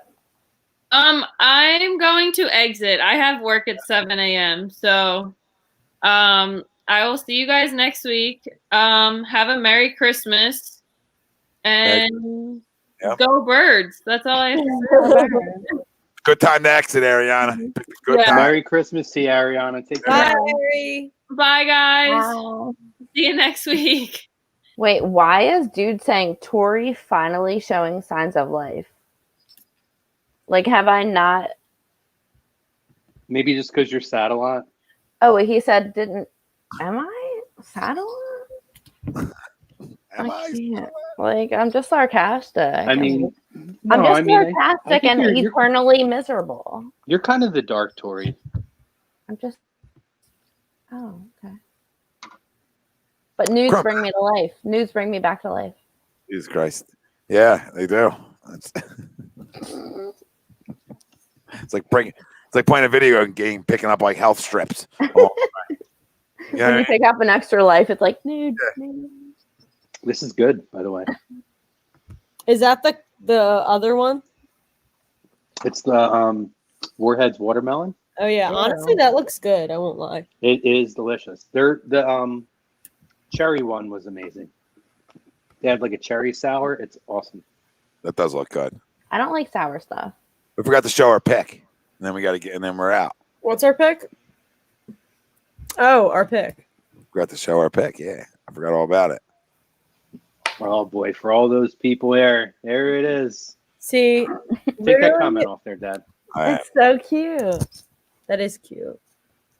Little throwback Christmas. Just the kids. I literally have not changed. That's still me with my dog now. My dog. It does look like your dog. Shut up. He was just having a bad dream, actually. He's so cute. Wait, that really looks like your dog. That's so funny. Wait, look, ready? Here we go. Yo, how fiery red is my hair right there, by the way? Literally, you look like the problem child. Oh, what's up, dog? Big Dad looks so cute. Can we talk about? There it is. Can we talk about? Oh, stop! Wait, I want to get a picture of it. Hold on. He's so fluffy. You have to get us all to lean over to our sides here. I know. How about Tom Giving the side eye to the snowman. Yeah, he looks real suspicious of that snowman. Because my mom told me it would come to life. It's Jack Frost over here. She scared me with it. And that's now you know by that look how I thought about the tooth and everything else. Is that what happened? Yeah, she told me. That's what she told me today. That she told me that it would come to life, and that's why I was staring at it so much. Yeah. Yo, that's freaking hilarious. Brian, my dog is sleepy. He actually just woke up from a bad dream. He was kind of like, you know, when you can like tell your dog is having a bad dream. Yeah, I hate that. Yep. I always wake her up. You know. My dogs, I don't think my dogs have a lot of bad dreams. They definitely do a lot of like running in their sleep. Get a lot of that. Get a lot of the rapid eye movement too, which kind of creeps me out. My one dog basically sleeps with her eyes open, and her eyes do frequent rapid eye movement. How about me wearing cowboy boots on Santa's lap? How about that, mother? Tour. I have Tour, cowboy boots. That Santa is like cracking me up. Honestly, every time I see Santas, like, I hate the ones that like don't have like a natural beard. Like, stop trying. You need to have like a natural beard to be one of those fake Santas. Like, look at the Santa I have there, right? It looks like his beard is up to like his eyes. He looks like you have like a mask like on. you just can't see his face. He was ahead of his time. What's Santa, JP? Chrome Santa or Tory Santa? What's Santa? My Santa looks like he's lived a long, fucked up life. My Santa looks like fucking Cousin It. Like, you can't even see his eyes. It's just all the hair goes up to the hat. You bring a microphone. Look at Chrome with the microphone. He's like about to like go on like a monologue about like Muppet Christmas. I mean, I'm just saying, guys. Prime rib tonight. Fuck the presents, Santa. I'm getting prime rib tonight. Listen, I'm just saying. I mean, you know, Dad, I've had microphones in front of my face my whole life. What can I tell you? He's like, yo, Santa, you ever hear of Flintstones Christmas? I can't. It's pretty great, by the way. Don't be a hater. Look at that hair. You look like Prince Harry. My hair was fiery red. It was. Red as fuck. I had some big ass ears, too. It took me a long time to grow into those ears. Dude, I still have big ears. I just realized that the other day. I saw my ears and I was like, well, so like mine are big, but my head is big. So I grew into them, you know? I think I have before my head wasn't as big. What's that? I said I think I have pretty average looking ears. Yeah. Dude, my ear just like it looks huge. No, you don't have like a huge ear. It does kind of look like an elf ear in that hat, though. It does, right? Wait, I had my hair behind my ear for like the show, and then I was like, wait, I look like I have an elf ear. Like I thought someone was gonna make a comment like, oh, why'd you put those elf ears on tonight? Like, no, that's a real ear. He is a golden retriever, and his name is Boomer. And Boomer. Okay, Boomer. Okay, Boomer.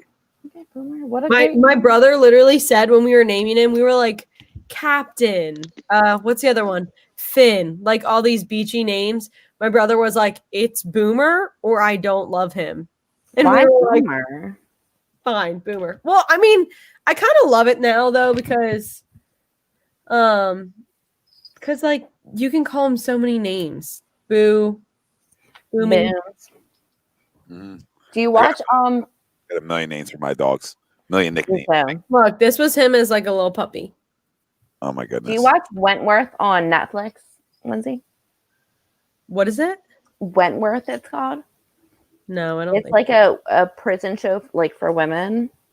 It's kind of like Orange is the New Black, but it's isn't that Orange is the New Black? But it's Australia. And the one girl that like beats people up, her name's Boomer. Oh, JP, don't say that. You're literally gonna make me cry on screen right now. He is 6 years old, and he is not. He said, "Boom has a white face, getting older looking." Okay, no. Wait, my dog's 8, and my sister will be like, "Shy looks so gray in the face," and I'm like, "You better take that fucking bath right now." Can we not talk about how old my dog looks? Like I don't know how I could survive without my dog. Honestly, if you don't love dogs, I don't understand you. I like I'd love to hear perspective, but I just don't really understand. You know, Tom, we have a dog. Even if your dog looks old, let's not talk about how old our dog looks. Yeah. Tom, is that a yes or a no? You're a dog hater? No. No, I couldn't live without dogs. Do you have one? I have 2. Really? What kind? 2. I got Slice. I got I got Emma. Nah, Crow, what about you? Dog hater or no? No, and I always call him like Home Slice. I always nickname him. So I'm like, like what up, Slice? Tight. I got 1,000 nicknames for him, but I got two pits. But he's like a mix. He's like a pit, and at times it looks like he might have like some rot in him because he's big, or some retriever in him because he's like his size. His size is weird. But I used to have like retrievers. I used to have golden retrievers growing up. I had a bunch of them, and then golden, and then I had a golden doodle, whatever the heck they are. A golden doodle? Golden doodles are cute. No, golden doodles belong in Haddonfield. His name was Larry. Don, I'm with you. I don't like little. Sorry if anyone has a little dog, but I don't love little dogs. I prefer dogs. Boxers representing boxers. No, I could punt a little dog down the street. I could. You're really gonna talk that? Too much. You're really gonna talk that kind of shit on Ramona? Chrome right probably now? has a guinea pig. No, I know Chrome. No, I'm not gonna talk that shit on Ramona. I'm sorry, Chrome, but like a lot of if they're not yours, you can't love them. That's one of them things. Like you love them if they're yours, but if it's not yours, you're like, look at son of a bitch. Let me tell you, Ramona. It's just my thing. I'm always gonna. You have a Chihuahua? I have she's a Chihuahua, Boston Terrier, Jack Russell Terrier mix, and I'm pretty sure she has pug in her too. She sounds very cute. Wow, sounds attractive. If I'll send you pictures in the group. Yeah, send pictures. Just get it. JP, look at me and you on the same page tonight. What's going on? The big dog guy. I just grew up with big dogs, so like I don't know how to operate without boxers, baby, are the best dogs on earth. Without monster dogs. Right. I just love. My old roommate had a boxer. Dogs just have they have more of like a human feeling. Like 100%. All right, and Chris, thanks for the Merry Christmas, brother. Thanks, Chris. I have 3 dogs. I have a chocolate lab, I have a beagle, and I have Ramona, the queen, who is what I told you guys. Here's the thing with Ramona. You want to talk about something that you guys were talking about it, right? You want to talk about something that'll really screw up your mind? I thought Ramona this year was going to be 9, and it turns out she's going to be 10. So I just found out 3 months ago. Just pretend that she's going to be 7 instead. No, but I'm saying I just found out that I lost an entire year on her life. That I've had this dog since 2013. Had no idea that I was behind a year. And when you're this long into it now and you realize that's one less year you have with your dog, that's a problem. She actually is really cute. She really looks like puggish to me. So they've confirmed the Terrier mix and the Chihuahua mix. They have not confirmed pug, but I would bet my life that she has pug in her. She looks pug to me. She's kind of a boss bitch too. Like, now we're all DMing dogs. She runs the show with the other 2 dogs. Like when they all walk, she's like the one kind of a little bit ahead of them, but those 2 flank her, and she just kind of walks, and she's just a bad bitch, and I love her. It's the best. She's just a bad bitch. She's a bad bitch, girl. She's the baddest. That's right. Big Dad knows Ramona. Ramona runs stuff. I know her. I know Ramon. Titan scares the hell out of me. Ramon. Wait, story about Titan, right? This is the Chuck story. So Titan is like a big sweetheart. But when we were in the old studio, we used to do breaks in between the shows, and we were doing Birds of Feather. And Tom I don't think you were around. You were still doing practice then. Chucks decides he's going to go up to the bathroom. Well, somebody didn't close the door and tighten. All of a sudden, we see Chucks go upstairs, door closed, and we hear a slam against the wall. We're like, oh my God, what's happening? What's happening? Me and Ryan are there. 10 minutes later, Chucks comes back. He's got a rip in his shirt. He's got a fucking rip in his shirt. And he's like, we're like, hey, but he acts like nothing happened. And we're like, dude, you okay? And he's like, yeah, he's like, Titan pinned me up against the wall. But he just kind of licked my face. But when he pinned me up against the wall, he caught my shirt and ripped my shirt. But he just like licked Chucks' face. But you would think like, right, he could be a big dog. So you're like, oh my God, like this dog. It's like the Beast from the Sandlot. You have this like idea in your head, but then when you meet him, he's the friggin' sweetest. He's a big dog, but he's the sweetest dog. That was like that moment where it's like, oh, did Chucks just pickle the Beast? But is that your lab? What, the one in my picture? Wait, is Titan the lab? No, that's Tom's dog.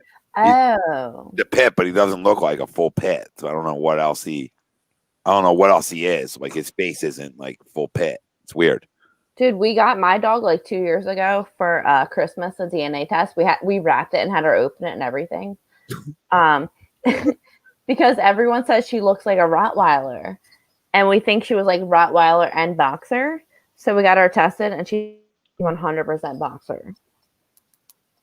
Isn't she gorgeous? That's crazy. Yeah. I'm just saying, we all got some good ass looking dogs, and I mean, I feel like they should be like a group, and we should just get them all together and agreed. Let them run shit. We should do a show of just them being live. I've had Ramona on here before. Dude, Boo's just sleeping right now. I don't really know. Wait, Boomer's been on here, yeah. Yeah, look, here he is again, the star. The star of the show. he basically had his own segment tonight. He literally, like, sometimes I'll put the computer, that's why he like wasn't phased. I'll put the computer in front of us and we'll like, watch. I'll like act like he's watching it with me, you know, a friend. Yeah. Oh, I miss my dog. Nothing wrong with that. All right, everybody, get everything out tonight. I will say this before, so I have a video. If I could find it, I'll send it to you guys. Ramona sometimes will watch TV. I have a video of Ramona sitting watching the NFL Combine, where I'm literally like sitting here and I take like a video of her and she's dead ass staring at the TV, and I take like a video of the screen and I go back to her. She was so fixated on the NFL Combine that day. She was probably hoping Howie would draft DK. She does watch SpongeBob. She likes SpongeBob. That makes sense. A little spongy. A little SpongeBob. All right, fam. Thanks for joining us. Oh, shows all week. Merry Christmas to all. Happy holidays to all. I'll see you guys. Last thing. Talking shout out. My last shout out of this is to all of you guys. Fun ass show. And it's to the fam who comment. Fun show. Yeah. There's so much fun, just shenanigans and creativeness on this show. And I know for me and my weeks, I appreciate it. I love the fam that engage in it. And happy holidays to all of you guys. You guys are awesome. I'm happy to have new friends and old friends from this.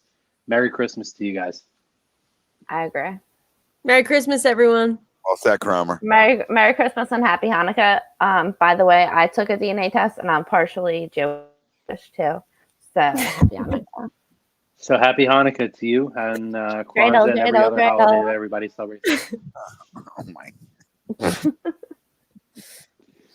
Hey, Mazel Tov. I love everybody. Love our sponsors. Stay tuned tomorrow night. Let's go Sixers. Back at it. Finally. Really excited for it and excited to talk something besides Eagles tomorrow night. So, the Sixers, by the way, on this show have almost become like the Matt Damon on Jimmy Kimmel. We ran out of time for Matt Damon. We'll talk. We'll catch him next week. That's almost the Sixers on this show. Every week we're like Sixers. I know. We'll get to it next week.